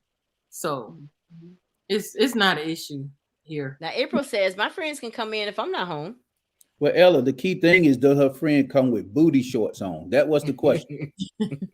Right, you put the booty. That's a whole different thing. Yes, no. Okay, so let's put some clothes on her. Yeah, let's put some clothes on her. To the floor and it comes up. I mean, to me, honestly, it doesn't matter how she's dressed. I just don't like. And Willie Williams said it perfectly. That's exactly what I was trying to say. Shun the very appearance. I like that. That's what I was trying to say. Because I don't want to give. I like for my man to feel very secure in what he has. And if it means saying, look, I understand that you come over a lot, but I don't know what kind of games people play. And I don't want him to feel any kind of way. Now, John says, your hubby says, there lives the double standard, because I have sister-in-laws and my wife, and I have mutual friends that I wouldn't let sit outside. No, he's right. He's right about that. He's right. What does he mean by that? What does he mean by that? Like, if my sisters come over, they're not going to sit outside. Right, not my sister. Oh, okay. If one of my sisters pulls up and comes in and I'm at the store, that's fine. She can come in. I mean, sisters. Yeah. Good. Okay. I mean, so in other words, it depends on who it is. It depends on who it is. Yes. And how often they've been there. Yes. And depending on what they're wearing, we leaving that part out. Jared, I know your sisters, they wouldn't show up like that. No, they wouldn't show up like that. If something happened, they was on something wrong that day. And they show up like that. But listen, character is the biggest issue here. That's it. Character is the biggest issue here, because I've had an ex-wife who has rolled up on my brother, and my brother was just unknowing. He would have never thought that, his sister-in-law would roll up on him. So it's about character. It goes beyond the booty shorts. Now, if we don't know you and we see the booty shorts, I'm sorry, you're just gonna get put in a character box because you leave us no option. But you can be in a nun suit and got the character of the devil. Still I don't want nothing to do with that. I agree. I hear you. All right, guys, let's move to the next question. I really want to get to some of these questions. Willie says character. Yes, sir. So he agrees with you. Let me put that up. So good job there. Marie says, I agree. All right, next question, guys. All right, this is a tough one. This is for the women. You're hanging out with your husband or boyfriend, and his boys come around. And you know how guys come around, and sometimes the wife can come and hang out with them a few seconds while they're at the house, but then she has to leave. She can't be hovering over them. But what happens if he brings his friends over, ladies, and some kind of way you look at the friend and he's a little more attractive, and you're like, wait a minute, I'm kind of feeling that. It happens, Jean. It happens, women, because women know what they like, especially if you're not giving her any. Your relationship is rocky, and this brother comes in, let's just say, who looks like Shannon's son. All these muscles walk up in there. You haven't seen muscles in a long time like that. Oh my gosh. You're hungry, and they walk in. What happens if you start feeling some kind of way, women? I know that you're married, Charity. So I know that's a little difficult, and you too, Shannon. That's not difficult. That's not difficult. Okay, well, go ahead. I've never experienced that personally. I mean, I don't check. I don't look at my husband's friends. It just don't. They don't appeal to you. That's we all know it's off limits, but it does happen. Hey, look. Well, it does happen. My mind doesn't go that far when it comes. Because see, in the line of work, what I do, dealing with athletes, we have a house full of athletes come through here, and we're not talking like 14-year-olds. We're talking 27, almost 30 professional athletes. We have, and they live with us. And I'm mom. I don't look at him. I don't even look or even think. And it's funny because he's not bothered. Because one, his presence in itself makes a statement. Like, they're not crazy. I believe that. I could totally believe that. His presence in itself. And to them, that's Pops. So all the athletes that come, they're like, hey, Pops. Hey, Mom. I'm Mom. Now, they're very protective of me. I'm like Mom. But they, like I said, they live with us. Sometimes we've had 4 or 5. They live with us, while they're here training, and they train with my son sometimes, and I take them through character building programs for athletes. So they're in and out all the time. John says a smart woman won't admit it. That's true. My thought exactly. Yeah, smart woman won't admit it. I mean, that's true. We wouldn't admit it, but I'm just saying these things because there are people that are watching the broadcast. This may have happened to them. They may have actually fallen and felt something for one of their friends of their man. And we're just kind of trying to help that out. We're appealing to all types of people. All right, guys, I have another one. There are 5 things that kills relationships. What do you think does it quicker? All right, y'all listen carefully. Sex, finances, lack of finances, lack of career goals, and no compatibility. And number 5, secrets. Secrets. Lorraine. Charity, you said compatibility. Lack of compatibility. Lorraine, what do you think kills it quicker? I think when you say quicker, sex, finances, lack of career goals, no compatibility, and secrets. I think sex is up there pretty high. I think it's no death, but it's definitely impactful. I think sex is between sex and finances. Is where I am. What about you, Scott? I say sex. And you said it very boldly. Yeah. So why do you think? Let me get everybody's answer first. King, which one? I think secrets should have been communication. Because I think lack of communication can kill a relationship. Oh, yeah. Okay. Now, the 2 people that said sex, who are they? Scott and Lorraine. All right, Scott, why do you think sex kills it quicker? That's I want to say that's probably one of the times that you very intimate with your spouse, and without that connection, it creates secrets without sex. So if women take care of the monster in the room, which is sex, all the other stuff get easy. We can eat some Roman noodles if we ain't got no money and still be happy while we work on our finances. But if there's no sex in the marriage, that becomes a problem. See, a lot of men don't get sex when there is no money. There's no money, you're not getting any sex. No, that's Some not, men experience it shouldn't be like that though. I agree. If you want him to go to work and get some money, you got to motivate him. No motivation. So you're saying that love your man unconditionally. I'm not saying some dude that's going out here sleeping with this one and doing that, but broke is not a reason for no sex in the house if you married. I agree, 100%.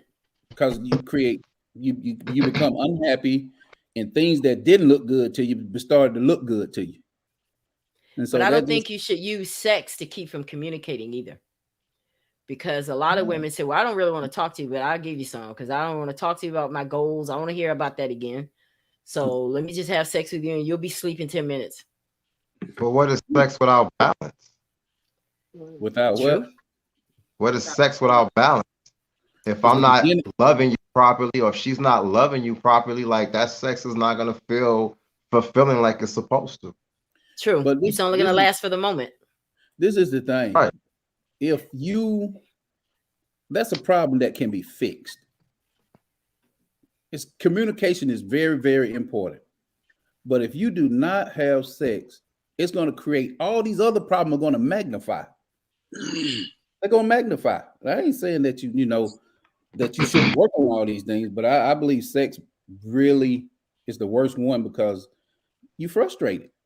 Come on, guys. You don't get sex, you get frustrated. Do you get frustrated when you don't get sex, Shannon? Do I get? I mean, Gene, do you get frustrated when you don't get sex? I mean, he spoke for the men. Oh. No, I didn't. I just spoke my opinion. Asked them to agree.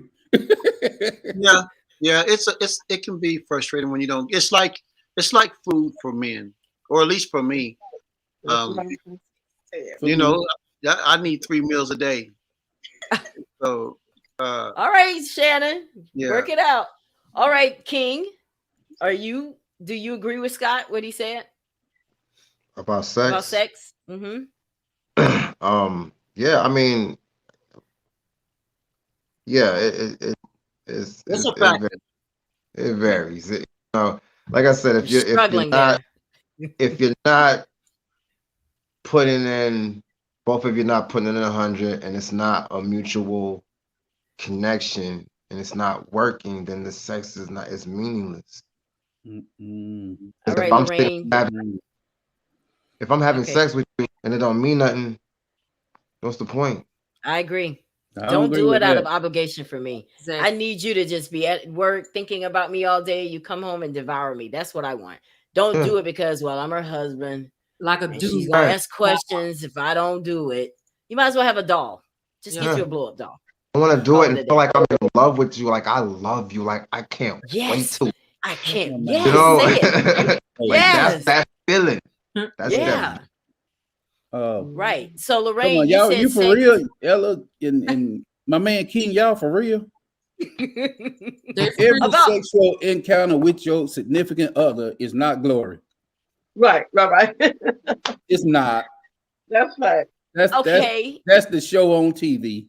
Come on. We said we're gonna keep it real. We keeping it real. I don't want it if it's not. Men have a high sex drive and women have a high sex drive, and sometimes you got to get in and get out. You're ready to go for next week, and then you make it sound like shopping for groceries. No, you call it what you want. I call it living. I call it reality. Because if men don't get sex, their eyes tend to wander. You can believe that or not. Uh-oh. Okay. I'm sorry. She's sick or something. All right, Lorraine. I want you to give me your, because you said sex also, Lorraine. Why do you think sex kills it quicker? And you're a woman. I think intimacy is important to both, but I do understand that sex is essential for men. And I think, unfortunately, we underestimate the importance of sex for men. And society has, in this country at least, we have almost demonized men for having the fact that they are so driven by what they see, physical, and the importance of sex for them. It's almost like it's a problem, in a marital relationship or a relationship where you are, sexually involved. It's almost as if women get a pass for refusing sex because, oh, I'm tired, or I got a headache, or I just don't feel like it. And it's no big deal. The man is supposed to just be okay with that. And we can do that as long as we want to. But then, if in fact, and I'm not saying cause and effect, but I'm just saying, if in fact you're refusing, you're constantly putting down or not wanting or rejecting for whatever reason, if in fact he does wander, then it's a big problem. And the only thing we see then is he cheated. We don't see what led up what to we things. contributed. We just see he cheated, and it doesn't matter what happened leading up to it. And the reality is, it is possible that she's refusing sex because there's something else going on. So the communication is important. But the reality that sex is very important to men is something we have to consider and work on. And I just think I want you to answer the question that we have here from April. She says, if sex is that key to a successful relationship, what happens if one partner can't have sex anymore?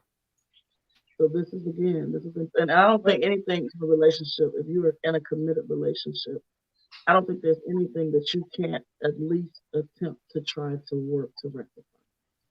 I think if you communicate the issue, if it's a medical issue, you seek medical attention and have a conversation.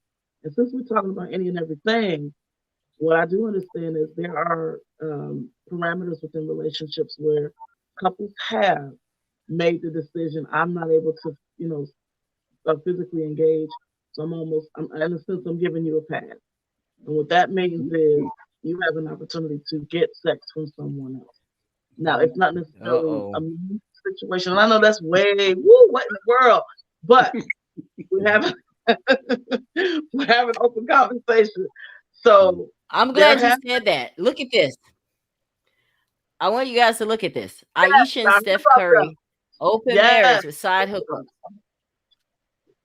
Yes, I have heard about them. Now, I don't know their whole story, but I do know, in line with what I'm saying, there have been times when women have taken a position.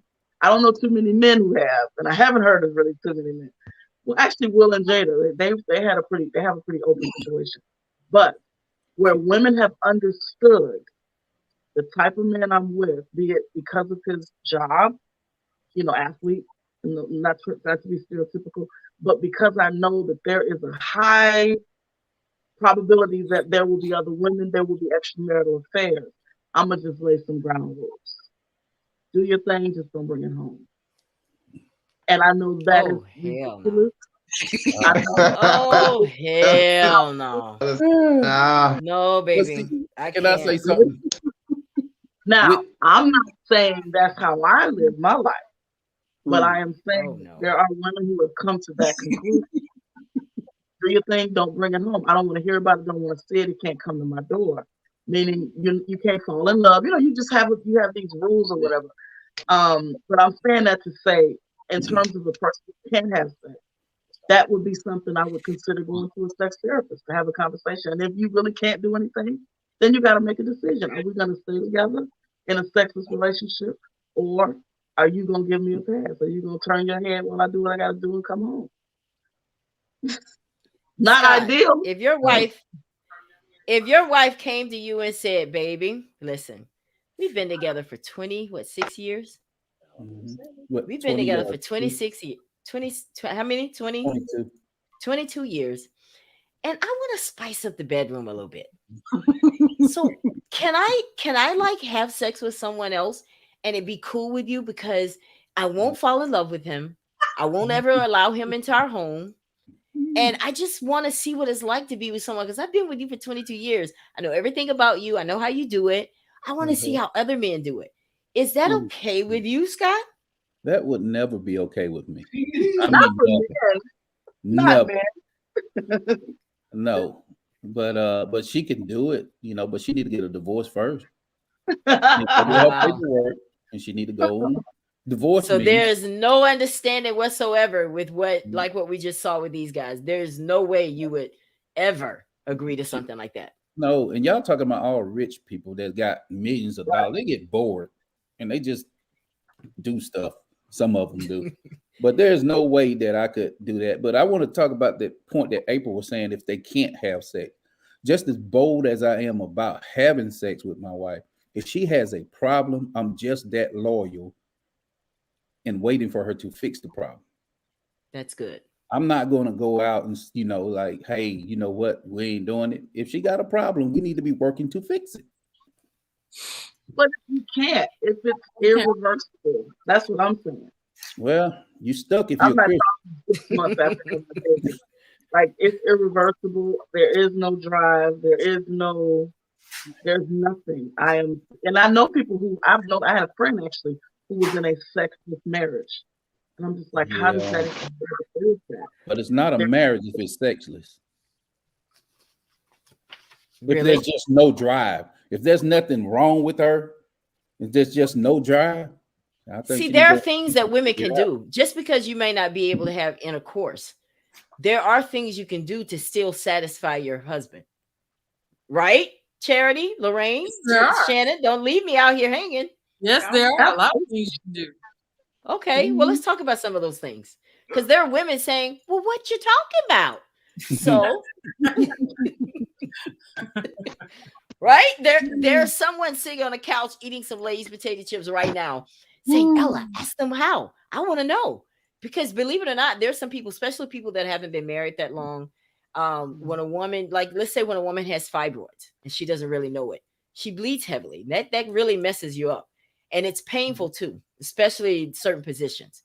And if you haven't gotten them out, then men don't understand, okay, I'm going through a female thing right now. But she still wants to satisfy him. Ladies, let's educate women on how they can still satisfy their man, even though they can't or not willing to go through sexual intercourse because it's painful. Well, if they're sitting at home eating Lay's, they better put them down because they might choke on them. Of course, there's oral sex. Right. People might not agree with that. Some people in the church don't agree with that. But we're gonna talk about that too. But keep it going. Yes, oral sex. And if you don't know how, practice. Yeah, you can practice with a banana. And YouTube is your friend. Yeah, girl, they got videos on YouTube. Oh my gosh. Yeah, videos on YouTube. Yeah. I mean, I just learned naturally. Like, I just self-taught. I mean, I'm just. I agree. Said too much. Right? We just, because I'm fixing to eat my banana. I'm not fixing to play with it. I'm going to eat it. So Lorraine, give us some more. That was good, Charity. Were you finished? You got more?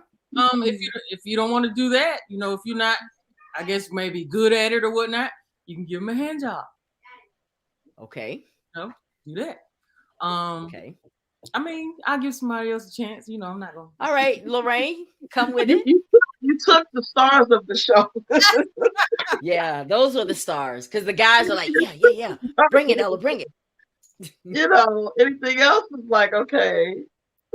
But I think just if you're open to learn, if you're open and communicate, ask the man. It's simple. What, and just be open. Right. That's a big thing. It's feeling like you have to know, and that's a problem. Don't think because this worked for the last few, it works for me. Ask the question. I'm not able to do this, so this is where we are. So what can we do? What would please you? What can I do that can please you? And that's just there's literally books. There are books. I read a book. It was 100. I want to say 100 sexual, not positions, but sexual activities that you can engage in. It includes positions. It includes creative ideas. 100. And wow. mean, that can keep you busy for a long time, you know. But it just gives you creative ideas to do things, to keep things, you know, going. And ladies, don't be afraid to do things like dance for him. I mean, you don't have to be good at it. I mean, you don't have to be Miss Stripper USA, you know, but do your thing, because he doesn't care about that, because he's seeing it. Men are not, they know what's out here in the world. They see it. There's no way you're going to keep them from seeing it, because they're going to see it. You can even see it on regular TV now. I mean, they make everything so seductive. Like watching a car, they turn that into a seductive moment. So it's out there. You just make sure that he's being fed at home. And stop being so shy about, well, I ain't doing all that. I'm not getting up on the pole, Ella. I might break my behind, girl. You know, well, okay. Then do other things. Dress up nice. Don't wear, you know, grandmama panties to bed all the time. You know, go to a lingerie store and buy lingerie and just spice it up. I mean, right, Shannon? I mean, you guys have been married for 5 years.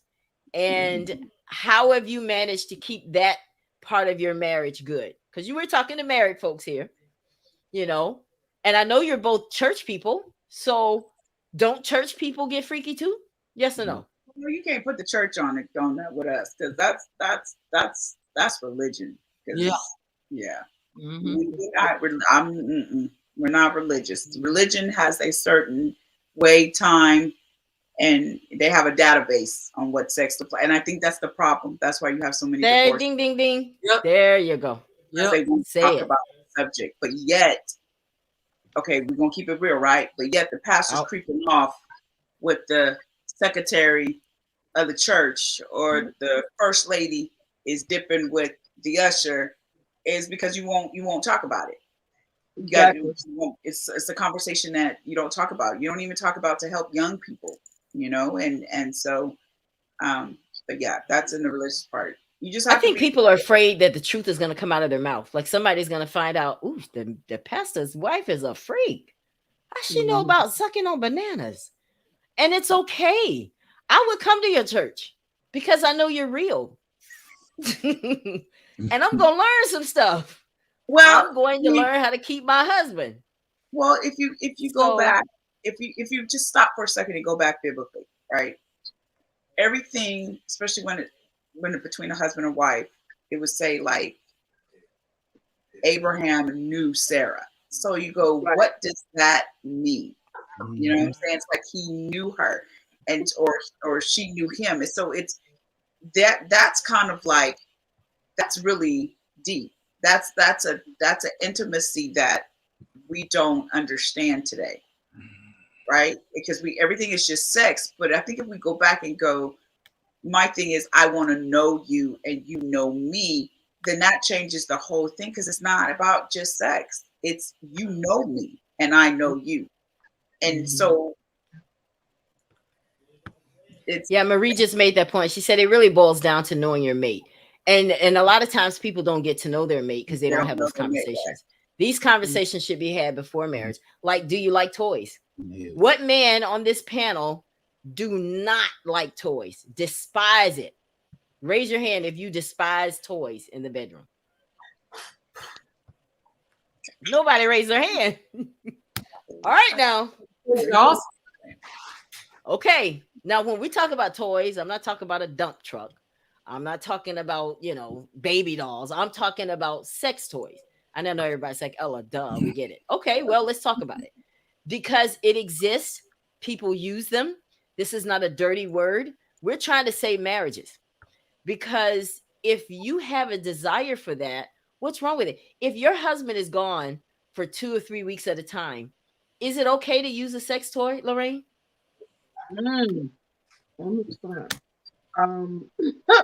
So that's personal preference. Yeah. I know the way I was brought up, Pentecostal, praise the Lord. We didn't do any self pleasure. However, I have evolved, and I just believe that it is a personal conviction. It is a personal decision. I think it's important to. Another thing too we did in the Pentecostal church, and no knock against anybody, is we didn't really talk about self-care either. doing things to take care of yourself. We kind of ignore ourselves. Everything is spirit. And so we've since learned that that's not necessarily the right thing to do or healthy thing to do. So when it comes down to sex toys, anything sexual, anything that would involve myself and a spouse, it is absolutely undefiled in that bedroom, what goes down within that union, together, apart, whatever. And that's just that. I think it's a personal preference. I don't think the man should be replaced by toys. Because you may get somebody that just goes crazy and she's just like, oh no, you can go to bed. I'm good. No, that's not what I'm promoting either. You still have to take care of him. What I'm talking of is bringing into with both of you enjoying it, that type of thing. That's what I'm asking. And I know this is a very touchy subject. People are like, okay, I don't want to talk about that. But listen, we're trying to keep your marriage together, and men are stepping out. And you've heard two people here on the panel said that sex is the main reason. Now, I wanted to ask the other reason, because I don't want to skip over you guys. What were the other reasons that we said that were the bad ones? No compatibility, finances, lack of career goals. What was the one quicker for you, Najee and Charity? Secrets. I said compatibility. You said compatibility, and Najee said secrets. Okay. All right. So we covered it. What about you, Gene and Shannon? What did you guys say? Why? What was quicker for you? What you thought? It's secrets. Secrets. Yeah. That can be detrimental because it's very hurtful, guys. Listen, if we are going to keep marriages and relationships together, everyone has to do their part. It's not all on the man. It's not all on the woman. Everyone has to do their part. Keeping secrets. I personally said sex. And I said sex because I feel like when you're not getting that part of the relationship taken care of, I don't want to talk to you. I don't want to talk about money. I don't want to spend my money because I might not be in this relationship long, and I think it just hurts everything when you take that out of it. I got another question. Y'all ready for the next one? All right. Let's see. Do men tell their friends? Do men give their friends a play-by-play of what happens in the bedroom? I don't. You'd be surprised. Women, do you give a play-by-play of what happens in the bedroom? No. All right, that was an easy question. All right. How do men feel about women telling the business?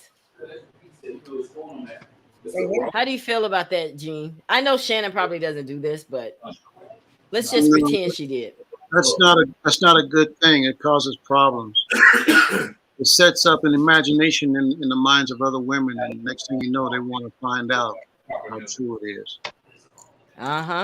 Toys can make it better than it already is. I like toys. All right, Mr. John. Okay, Charity. Okay, I'm starting to see what's really going on here. My brother said, I like toys. I've never seen a man say that. Gene, do you? Never mind. All right. Never mind.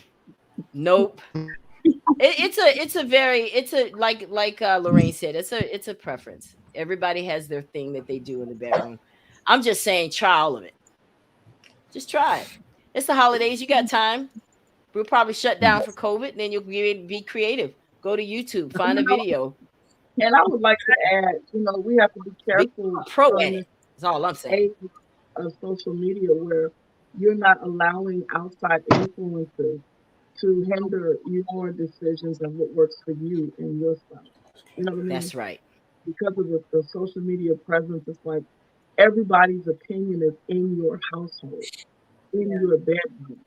So it's really important to sort of quiet that noise down and truly be in tune with your partner and yourself, and with the two of you, as opposed to taking in everybody else's influence and what everybody else is doing. I think that's a real challenge with today's relationships due to the social media presence.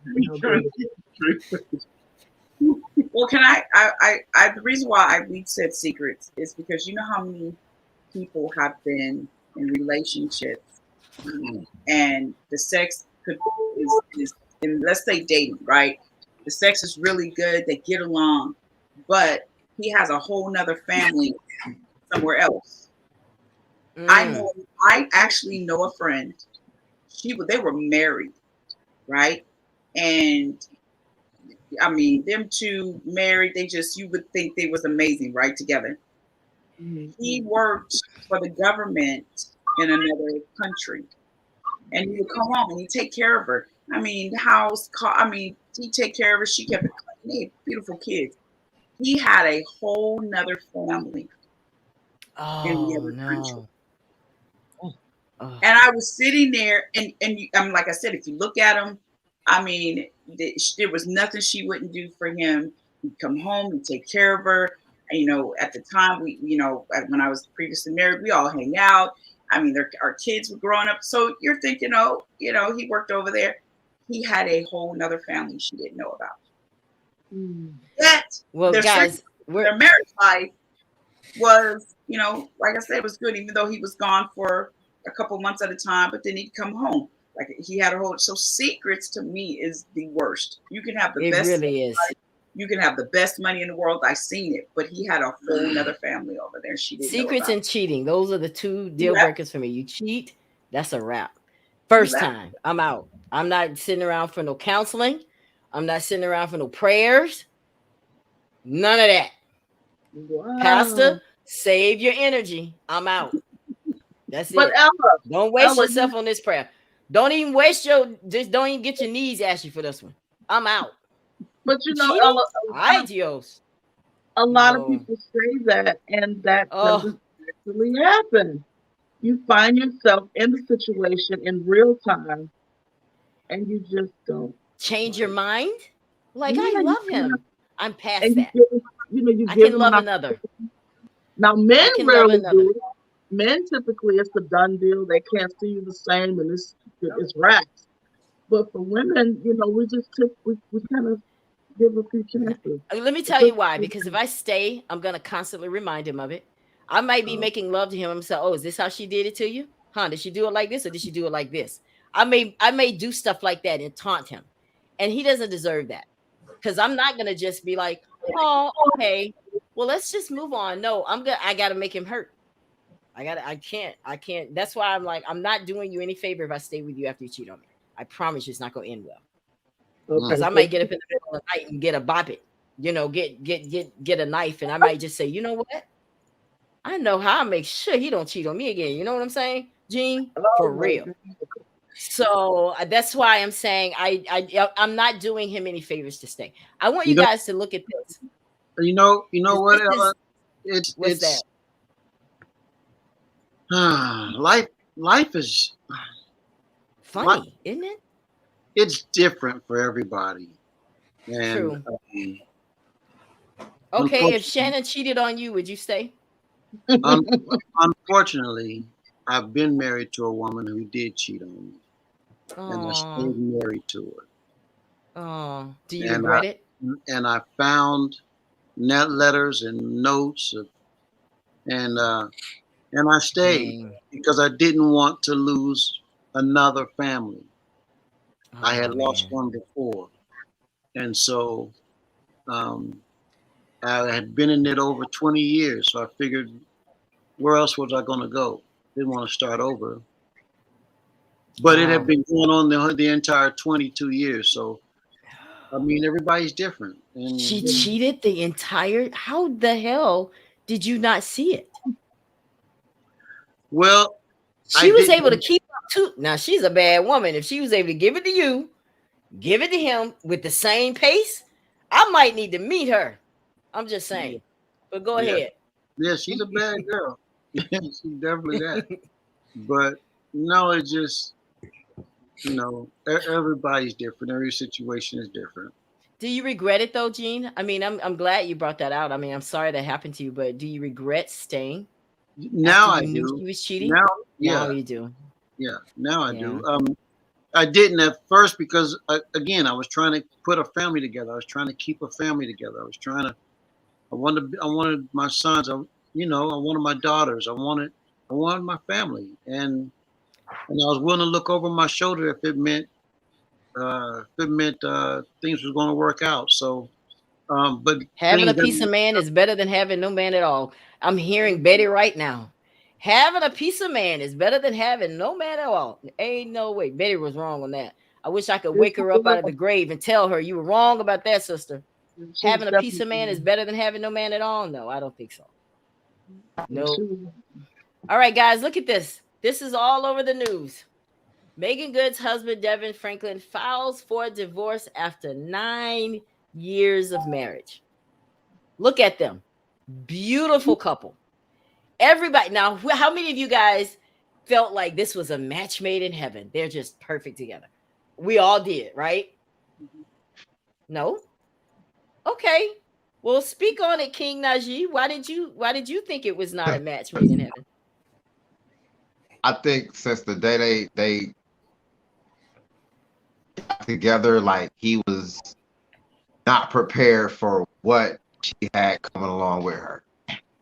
And all that got to him, and you could tell it got to him because he was constantly defending his respect, her respect, and it just wasn't set up the way that he thought it was going to be. I mean, come on, she's a movie star.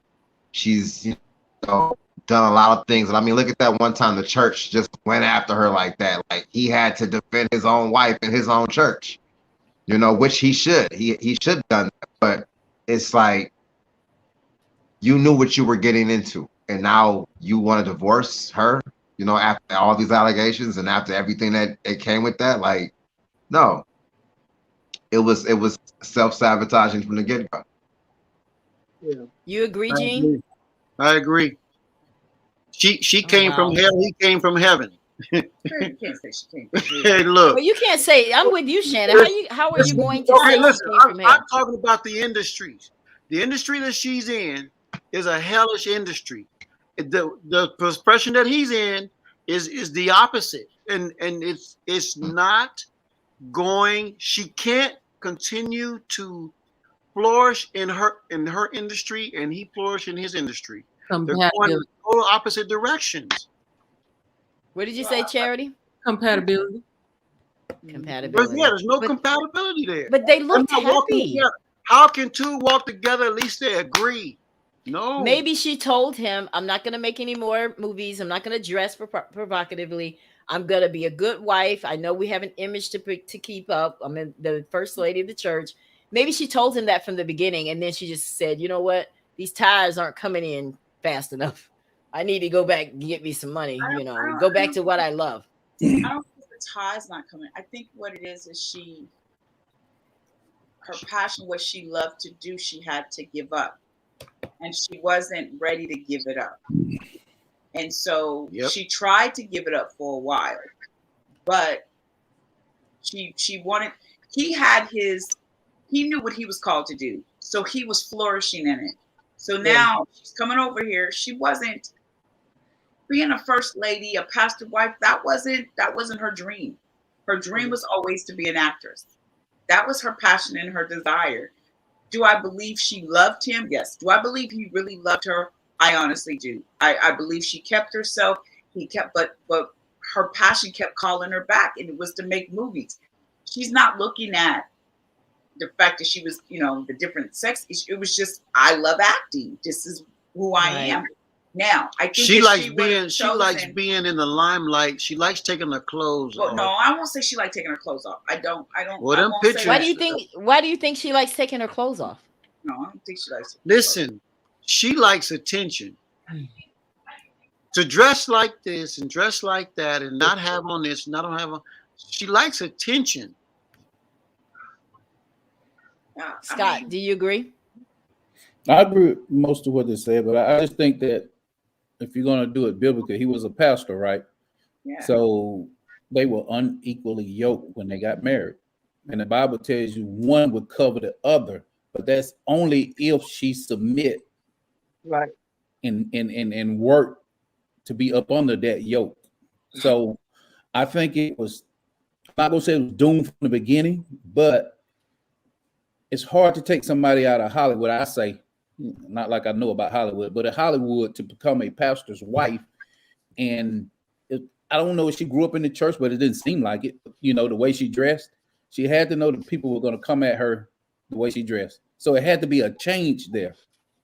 So I just think it was a constant problem the whole time. I think she still could have kept her career if she changed the way she made movies, like whether it was an FBI agent or scenes for FBI agents or scene for counselors or teachers or stuff where she kept her clothes on. Or she kept. I'm not saying that didn't happen, but I'm talking about the perspective of it. You know, for the congregation seeing her as being saved. And I'm not saying, you know what? I'm not saying it's right. But as a man, you don't. I don't care how my wife, as long as my wife can dress beautiful, and if the church don't like it, the church can leave. You know, that wouldn't be an issue how she dressed at church or whether or not she dressed like the first lady. That wouldn't be the issue. The issue would be how does she carry herself in front of the camera. Mm-hmm.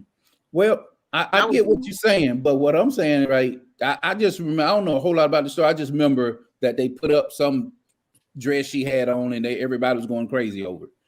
But what I'm saying, when you are representing the church, they expect you to be a certain way. And I'm not saying she's wrong. And I'm not saying, I just think it didn't work because they were on two opposite ends of the spectrum and they could not bring them together. Well, now, I'm not saying who's right or who's wrong. I'm sorry. Go ahead. I'm sorry. You gotta look at the man's, right? Like they both are in church. I mean, she's a power pack singer and they make movies all the time, right? Mm-hmm. But they make them together. So he doesn't have to worry about her being in the scene with another man, or she doesn't have to worry about. So it can work if you meet in even if they both made movies together, or because I heard he created a movie or something. So if he, was one of the creators of the movie, so they could have worked. Yes, it could have. But I think she just chose, and I think it came from the last show, Harlem. And when she chose, I've heard about it. I need to go watch it. I heard that it was, and I thought, I don't think this is going to go well with him because one in the movie, you were right, dealing with two females that are dating. Then you're dealing with her, her dressing and her being a single woman and men hitting on her. So I thought this won't go well. I didn't think now, John said that it didn't matter. She's a beautiful woman. People are going to hit on her no matter what she has on. Right. She could have on a monk robe and she still would be hit at. She's a celebrity. She's a beautiful woman. She's very voluptuous. So it didn't matter. She had it in for her anyway. Even if she wore the dresses that were appealing to the church folks, she would still get that attention. The image is not about the attention. The image. That's what I'm trying to get. I guess that's the point I'm trying to make. The image of her being a first lady probably never set well with him. Yeah. That's what I think now. And I'm not saying she's wrong. Right. I like what John said. He says he's wrong if he expected her to change who she is. She was who she was when they met. That's right. He shouldn't expect her to change. That's what I was saying at the beginning. He knew what it was. And, us men being the key holders of relationships and marriage, like, you picked her, you chose her.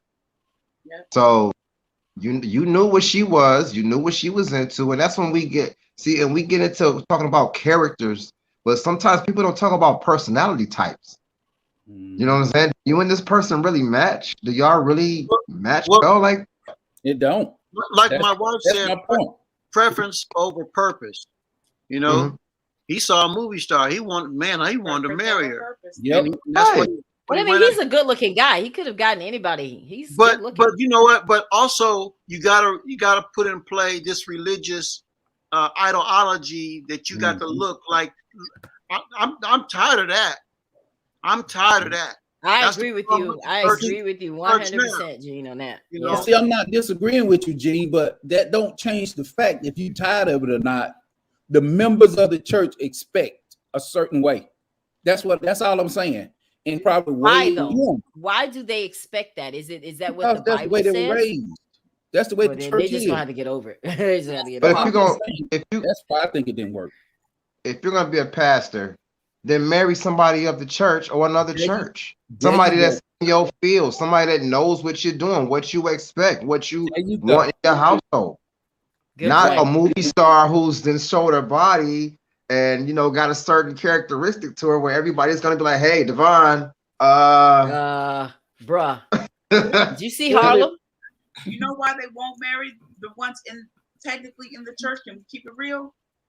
Because just like NFL players and NBA players, some women are trophy to them. They're that trophy look, right? Like she's the Coke bottle figure, right? She got the long hair, she the eyelashes, she can wear them dojes, right? Like she's the trophy female. That's why a lot of the NFL players and the NBA, that stuff really rarely works. It's because they don't go for the real, they go for the trophy. If you want to keep it 100, so do a lot of pastors in the church. Yeah, that good looking trophy, and then you trying to make her the first lady, and that doesn't work. She doesn't, because that's not even in her, but she's that trophy on his arm. She's a bad girl, right? She looks good in a Mercedes, or she looks good, you know what I'm saying? But and don't understand who he is and his assignment. All right, guys, we're gonna hit, because when we come back tomorrow night, we're gonna talk about a lot of other stuff we didn't get to tonight, but we're gonna hit sex tonight because this is an issue with the relationship, good and bad. There's some people that have sex and their relationship is good. There's balance, like Najee talked about. But then there's women that use it as a weapon. Well, if I don't get what I want, then I'm not giving you any sex. And the message tonight is you're not the only one who could give him sex. That's real. Okay.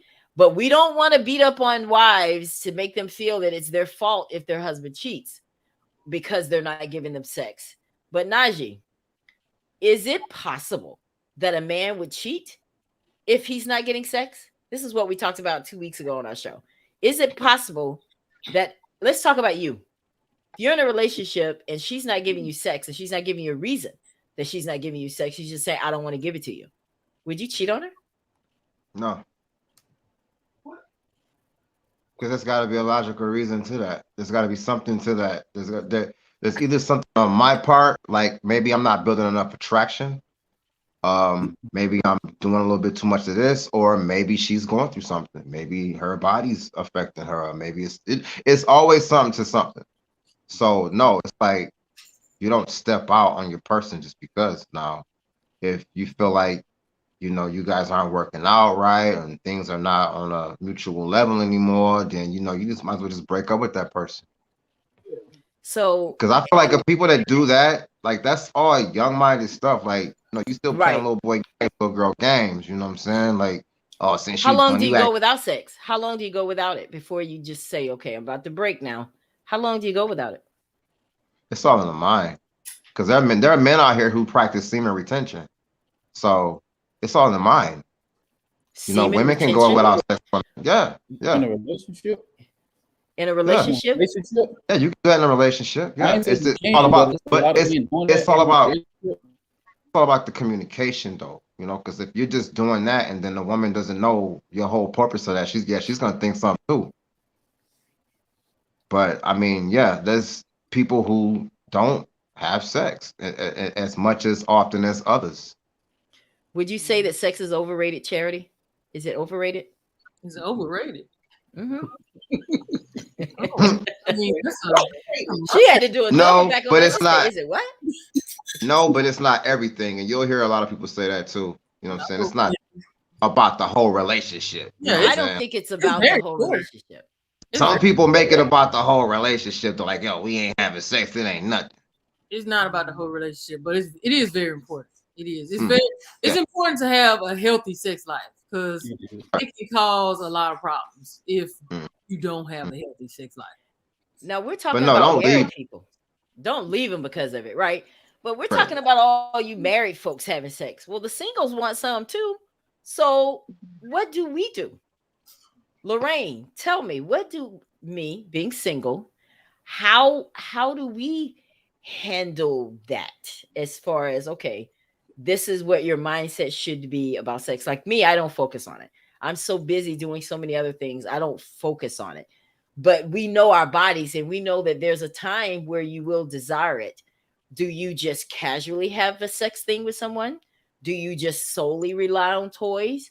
Or do you get in a relationship just so that need can be fulfilled? So I'm from the school of thought where things have to have something has to have meaning, and so I Right. think it just for me personally, I would definitely want to be in a relationship. If I'm choosing to have sex with someone. Oh yeah. Others The casual don't sex days necessarily. are over. That doesn't fly. I, It I has mean, to it have would be something nice. behind it. It would be Yeah. nice. There's a lot of casual sex going on. In fact, I've heard people say that nowadays to date, you hook up first, and then if it's good, then you may decide you want to start seeing each other, which I just it's so That's like bizarre putting for the me. cart before the horse. Really? All day long, twice on That Sunday. seems backwards. Yeah, that does seem backwards. That's what people do. It's like, oh, we have a connection. Okay, so we're gonna hook up, and if it's good, if we feel the chemistry, then we'll start dating. I'm just okay. But anyway, so I think for the single person, it definitely and again, this is another one of those things that has to do with a personal conviction. Right. Some women can actually have sex with a person who they are just, who they know casually and don't have they don't get the flurry of feelings and emotions that would make them want to become a stalker in a sense. Um, a lot of women don't have that ability because we do, Right. we are more emotional.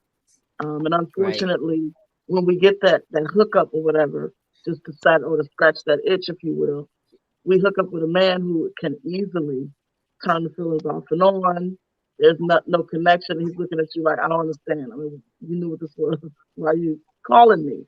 So I think it's Oh, that's important. cruel. I'm That is just so saying. cruel. But I think it's important that's why the soul work is so important. The self care is so important. The inner work is so important. Because if in fact you are in a space where you are healthy, whole, emotionally, spiritually, physically, like you said it. You can actually just you don't think about it. Now it doesn't mean it's not gonna come up. You're not gonna find yourself, having those desires because we're human. Of But I think course. it's a lot Right. more tempered, and I think you're able to kind of manage I yourself, control it. It doesn't control me for sure. and that's Definitely. the point. But Yeah. people, some single women who have said, "Oh my God, I just gotta get me some." You've seen that. We've all seen that. Of In fact, course. But that's why they need to watch the show and know what other things they could do. we might have Because they don't two of talk them back. with They don't expect anything. They're not gonna ask you exactly. to pay your light bill, their light bill. I've never seen a dildo ask somebody for anything. I'm just saying. So if you want Maybe to cancel batteries. all that, you want to cancel all that, get you one. And there are people watching this broadcast can even give you advice on what's the best ones. I'm not that, into it. But, I mean, it's because isn't it a chemical imbalance when you don't? Or did I read the wrong book? There's a chemical imbalance. I mean, I read it somewhere. You know how we read stuff. We're like, I don't know where I read it. Are released when you do. But you know what? I've heard that. I have heard that there are aspects It's of the movie. unnecessary. That's why a lot of women are so bitter and angry. They just need to have sex. Release it. No, I'm serious. Or do you agree with me, Charity? I just agree. Yeah. They're angry for no reason. Baby, you just need to get some. That's it. You'll be better. Go get it's like taking a pill. You got a headache, you take aspirin for it. You're better. And I don't think you should be that. Then that's the reason I asked about casual, because some women will go and be with someone just for that, and you don't have to. That's all I'm saying. Still be choosy about who you're with, especially when it comes to sex. Right, Najee? Good. That's good. So, Najee, you're not, I mean, do you believe in casual sex? Yeah, I mean, if you got someone that you consistently seeing, on an off basis or whatever, and it's, just y'all too. Like, for instance, like y'all meet up on the weekends and y'all do stuff together. Like y'all not in nothing serious, but that's your person you hang out with. That's your person that you eat dinner with, or that's your person you have sex with. Like you just have a casual thing. It's not nothing serious because neither one of you take on something that's serious right now. But if that's your person, that's your person. That's who you rock with. But Najee, this is what happens with women. So After about 2 or 3 times, you start thinking about him a little differently. You start thinking about him outside of you're like, you know what? He looked at me a certain kind of way the last time we were together. You know, he did that thing different. So he must be fit. You know, we, in our mind, women, we make it up, and they're just over here, got a beer, and they've already forgotten about it. So when it changes, how do you as a man respond to a woman? Let's just say you and I been hooking up, and we've been good all along. We've been straight. I made you feel like, bruh, hey, look, it is what it is. Let's just, you know, we just taking care of each other. And then one day I say, you know, I think I love you. How do you respond to that? Right. I'm pretty sure it's gonna come somewhat different. Like it's probably gonna be like, so what are we doing? Right. I've heard that a lot. So you've had that experience. So what are we doing? What are we doing? Najee, and that's when you say, you know what this was. Right. Do you say that? Do you say you knew what this was? Is that what you say? Yeah, of course. You know, you're not stupid. Like, you know, like I said, if it's a casual thing and both of y'all seeing each other like that, yeah. So of course she's gonna ask that because are you seeing somebody else, or am I not, you know what I'm saying, do you not want to take this on for, because I mean, yeah, women gonna think that. But you know, sometimes us men, we just have to just see, like, okay, is she really down for me, or is she just doing this the beginning stage? Like, is she really gonna rock with me? So yeah, it takes a little minute for some of us to think that, but you know, at the end of the day, when she of course, says that I'm feeling you, how do you respond if you're not feeling her? It was just sex. Do you say, I think we should end this because I don't feel the same about you? You knew what this was. Be honest. Be honest. If you're not feeling that person, yeah, be honest. Like, yeah, I'm just still don't want to do nothing serious. But if that's gonna affect you, then yeah, we need to stop messing around. Okay. That's what I was looking for. I was looking for, are you willing to let it go? Because you know, if you keep giving it to her, she's gonna want it and only want it. I mean, if you're giving it to her right, she's not gonna want anybody else to get it, right? That's right. You don't want to hurt that person. See, I like that. I like the way you approach it. You're like, no, I don't want to hurt her, so I would be willing to let her go if I know I'm not feeling the same way, right? So did you want to add something to that, Gene? You look like you want to add something to it. Like you just sitting over there like, Lord, I'm gonna tell sis about this after the show. My thing is, I play for keeps. I can count on 2 fingers being with someone that I didn't see myself with, and in my entire life, and that's not cool. That's not cool. I'm not cool with men hurting women. I'm not cool with women hurting men. Absolutely. I'm not cool with being led on. I'm not cool with leading on. Right. If I'm with you, I'm with you. You know, and I'm not shaking and baking. This ain't Betty Crocker. This is the real deal. And I think I just feel like we as men shouldn't have casual sex. I don't know what women do, and hey, that's on you. But I feel that men should not have casual sex. Period. I agree. I don't think women should have casual sex. Period. I agree. That's just my thought. And my name is Gene Mason. Because we have too much to lose, I think. Because it seems like we're the ones that get hurt, right, Charity? Sometimes it seems like we're the ones that are left holding the bag, you know? Well, I mean, not me personally, but I know other women that, yes, they have, a lot of women get their feelings involved, and that's just how we're made, If you mess around with somebody long enough, then yeah, you're gonna catch feelings if you're a female. Right. You have some guys that are like that, not as many, but that's a trait of women, and It just is what it is. I mean, and that goes back to what I was saying earlier about, some women doing the pullback. Like some guys get it so involved with that girl and so into her. And when she does that, it's like, wow, like that hurt. Like, what did I do? You know what I'm saying? You're thinking of all these different things and she's not even telling you. So yeah, like men get hurt in certain ways too, and women get hurt, because they want certain things. So yeah, it's like almost like the hurt's leading to hurt. and I'm just amazed at how women allow them. I mean, this going in, and how they allow themselves to set themselves up to be hurt. Because I think women think they can handle it. I think a woman goes in saying, "Yeah, I mean, I'm just trying to give some, bro. You do you, I do me." They make it like they're okay with it, but then somewhere along the line, they change. Again, they don't tell him.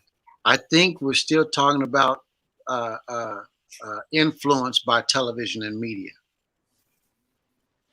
Really? Yes. Good point. In what way? Well, the first time I ever seen that happen, it was on TV. The next thing I know, it was in the community. I mean, I wish our Black actors and actresses would be more mindful of how they act and how they carry themselves, because they don't realize it, but they are birthing another generation that's going to act like, talk like them because they like them, and it's sickening. It's really sickening. But everything that we've learned, unfortunately, for most Black men who did not grow up with a father, we learned it from television. True. A lot of men were set down with porn and just said, "Hey, here, this is it." Why do you guys? You're all fathers here on this set. Do you think and when is it appropriate to talk to your sons? Let's say you're a single parent. Do you get someone else to talk to your daughters, or do you do it with both of them? Do you tell the girls as well as the boys? Do you sit them down together and talk about the birds and the bees? Everybody here that has kids. No, I got to go to each one individually because they're all different. They receive differently, they think differently, they process differently, and they're in different stages of their lives. Yeah. Do you ever tell them that masturbation is okay? And that, not that it's okay, but do you explain to them why they have an urge to do that? I do not explain why they have it, but I tell them that it is not okay. I tell them it's not okay. I am not an advocate for masturbation. Okay. If you want and problems, why is that? Because most boys who masturbate and then grow up to be men and masturbate, when they get older, they find out things ain't working. Things ain't working because you abused it. Wow. So that's why television is telling you, go ahead and do it. It's good for you. It's good for you. Then they turn around and hand you these blue pills because you're gonna need them later on when you hit your 40s. Ooh. And they know that, but this is how I can sell my product. True. Lorraine, how should people of today handle talking to their kids about sex? Honestly, openly, and definitely at a level that they can understand. But they do need to do it, though. Absolutely, because if you don't talk about it, they're going to hear about it, and they will hear about it in a way that's unfiltered, no sensitivity, and they will leave with their own interpretation. Oh wow. I never, that's so interesting, that we as parents, we should start incorporating this into our parenting. And because there are no manuals on how to be parents or better parents, or like Gene came up with that. And and that was so profound how he said he disagreed with masturbation, because we don't talk about the later on part. We just want them to take care of themselves now. And it's true. That's a big business. The blue pill is a big business. And we've had nurses on the show that talks about how people come into the ER and it won't go down and things like that because of these pills. So I think that's very important. But guys, have you guys enjoyed tonight? I think we're going to leave some stuff for tomorrow. Right? Are you guys excited? Are you guys mad about leaving? I don't want to go. Are you sleepy? You're tired? I mean, you ready to go get you some or what? Like, what's going on? I mean, everybody's just sitting, and Scott is just sitting there, just like, I'm listening, taking it in. Taking it Scott's all. like, you doggone Skippy, I'm trying to get to the house, get it in. But listen, because the reason we talk about these candid subjects, guys, is because we want marriages to stay together. And I don't want anyone to feel uncomfortable when they come on this broadcast and we talk about stuff, because, whether you're married or single, we've already seen it, that married and single people are getting divorced. I want to talk about one more thing before we go, because I had this picture that I pulled up. Let's see, what was this picture of? Because I pulled up different things. This guy says without his wife, he wouldn't be successful. When he was broke, she bought him his first software to write movies on. They just signed a multi-million-dollar deal with Disney. Isn't that beautiful? Look at that. And I wanted to bring that up because women... I'm going to be able to say that one day. Yeah, because women are so quick to judge a man on where he is now. Mm-hmm. And you're not going to meet that guy that's already a millionaire, because 9 times out of 10, he's probably got 2 or 3 other prospects waiting. You're going to meet the one trying to get there. And what do we say to women, Charity, who meet a guy, he's not where he wants to be, but he has a plan? How do we support a man like that? Well, I'm going to support him. I mean, you got some women out there, it's like if he doesn't already have his stuff together, they don't want to have nothing to do with him. It's like they want this complete package already, wrapped in a big bowl for them, instead of getting with someone and planning together and working together and, just doing it all together. They just want it already made, microwave life, Yeah. I agree. I'm all about supporting. I've never, ever been that woman that looks at what he's bringing, as far as where he is now. Now, do I want someone that has goals? Of course. We could work together, build this business together. Hey, I can type. I can do certain things. I can do that for you. Okay, well, what can you do to help me? And then we work together and build. And it's more appreciative because you both contributed. Are you yawning, Lorraine?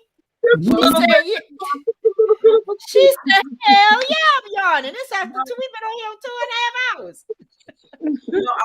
Okay, so based off of like what Charity was saying, you got to, as a youth leader, because I used to be a youth leader, and it's amazing because the conversations I would have with my youth, I was real, right? Because you're always being told that, because we're going to go up to, I'm going somewhere. You're always being told don't have sex because the Bible says this, this, and this, right? But you never sit down and talk to them about why, or you never help them understand the consequences. So I was the opposite. I'm like, listen, y'all go get it all night long. Rack it, tack it, hit it up. And they would say, Miss Shannon. I said, but there's a consequences to your decision.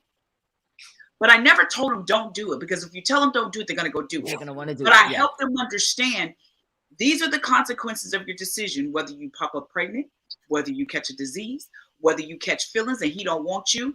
I broke down all the consequences of your decision. Very good.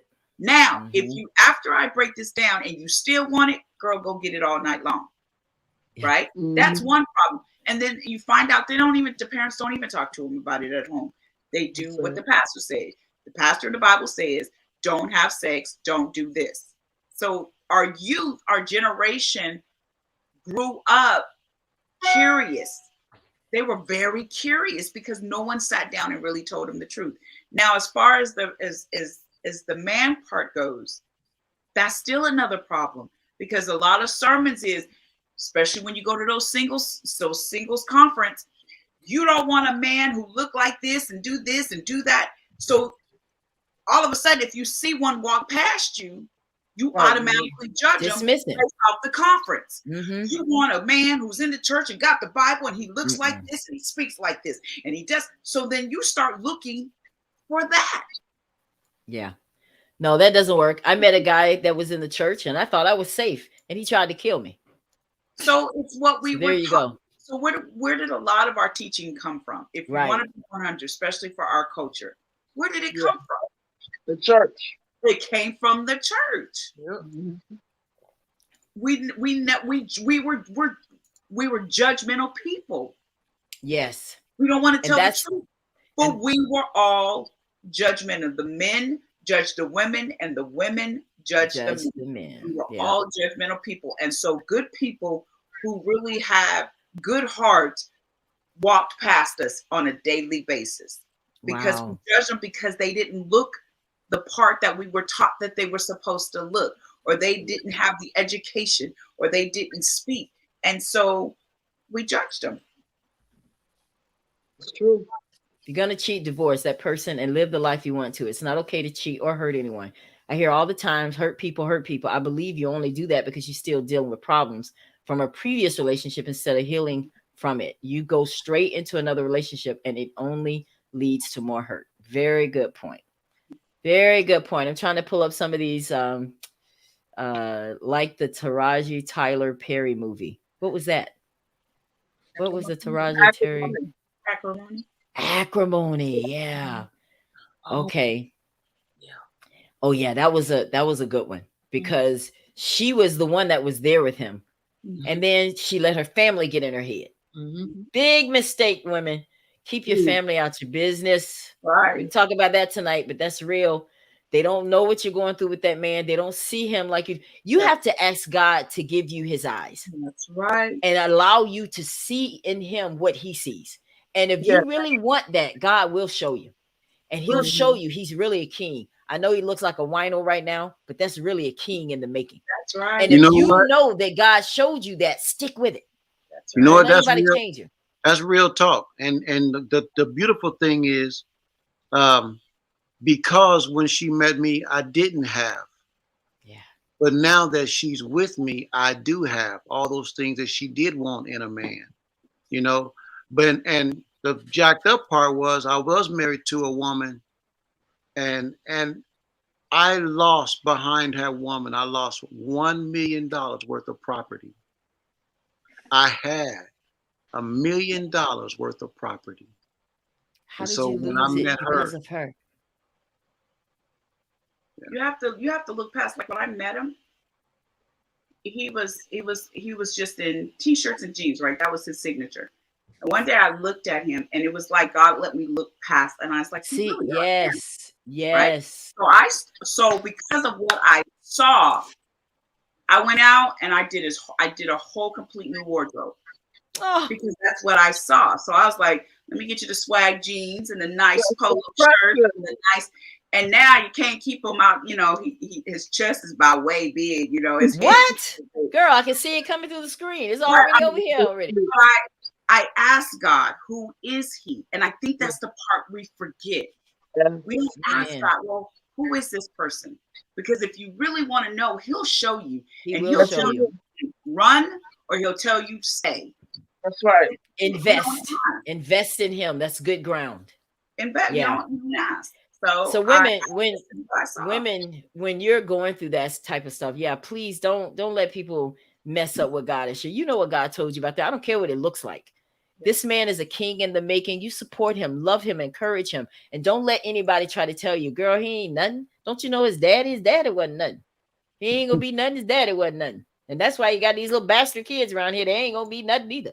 Run from people that speak like that. I mean, 100, because you'll never be happy if you just keep listening with people. Same with men and women. You know, you got to do the same thing. Men, we got to do the same thing. You know, well, and somebody's told you that your girl was a Jezebel or something. She may not be the fine woman that you wanted, but hey, don't overlook her because she doesn't match up to what you thought or what you think she should be. Because look, a little grooming, a little rooming, a little loving and dressing, man, she'd be exactly what you wanted, if not better. Okay, now what does loving have to do with it? That's weird. Love, I'm talking about hands-on. I'm talking about, hey, get her nails. You're talking about loving, like love. Yes. Okay, I thought you were talking about sex. Be something that she's never had. Be the God to her. Be the God factor that she was missing. Wow. Good point. I like that. That's good advice. Does anybody else have something they want to add before we get out of here tonight? This has been very good conversation. You know, listen, I appreciate you guys for being open and honest and real. That's what we need in the world. I'm glad to be able to use this platform to do that. This is not about offending anyone. This is about having real talk, because no one wants to address the real issue why we're getting all these divorces. And no one wants to address how it's so closely connected with the people of the world, if you will. Do you want to separate the two and say, oh, the women in the world, they're just nasty and they don't know how to keep a man? Well, the women in the church don't either. I'm just saying. So we need to find out, because men are men, whether they're in the church or whether they're not. They have needs, whether they're in the church or not. And we have to stop looking at it with you know, this one-sided tunnel vision. We have to be able to openly look at this stuff and openly talk about it. And that's what tonight's broadcast was all about. But I hope you guys will come back for part 2 tomorrow. Are you guys all coming back tomorrow night for part 2? I should be able to. Yeah. I know you guys aren't, Gina, Shannon. I know you guys aren't, and I'm going to miss you. I miss you guys when you're not here on the LA. You guys are like, you know, they're my friends. I love you guys. And we got to get Lorraine to bed, y'all. Yeah, we got to put her to bed. She needs a night. Bless her heart. She's like, Ella, you said maybe 2 hours. You said, never know 2.5 hours. You ain't said, but you know how it goes on this show, baby girl. You already know. Yeah, you already know how it goes. But listen, guys, I want to thank all of you so very much for tuning in to the Ella Johnson Show. I'm going to bring that. I was going to talk about Mark, and you're going to be back tomorrow, right, Lorraine? Yes. Good, because tomorrow night we're going to talk about Love and Marriage Huntsville. And Lorraine is going to present that part, because she's going to talk to us about the breakdown in that show. All of you guys are talking about Love and Marriage Huntsville. We have a video we're going to show, and then we're going to talk about it. So you guys tell your friends, come back tomorrow night. And if all minds are satisfied, you good, Charity? I think so. Thank you for the Christmas tree. Oh, we appreciate that. Yeah, maybe tomorrow night one of you guys can have some Christmas songs going, because I don't want to bring it on the show, because then they'll shut my show down. They're like, she's using copyright. You know, I've been shut down before. But if somebody's playing it in the background, we might be all right. I don't know. They might shut me down again and have me going and creating another page, pretending to be somebody. I don't want to go through all that stuff. That's not integrity, right?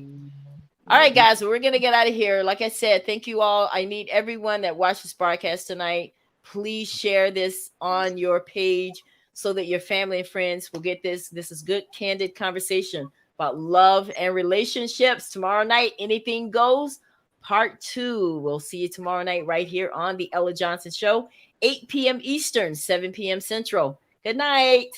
Good night. Hey. If you would like to be a guest on the Ella Johnson Show, simply send an email to theellajohnsonshow@gmail.com or just send a text message to 407-334-6997. Thank you so much for tuning in to the Ella Johnson Show. We'll see you next time.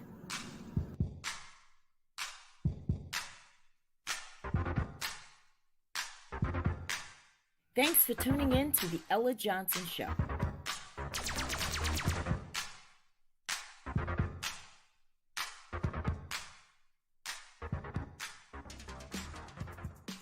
Friends, don't you miss out. You will never regret. Tune in at 8 p.m. YouTube and Facebook Eastern Time. We catch you there.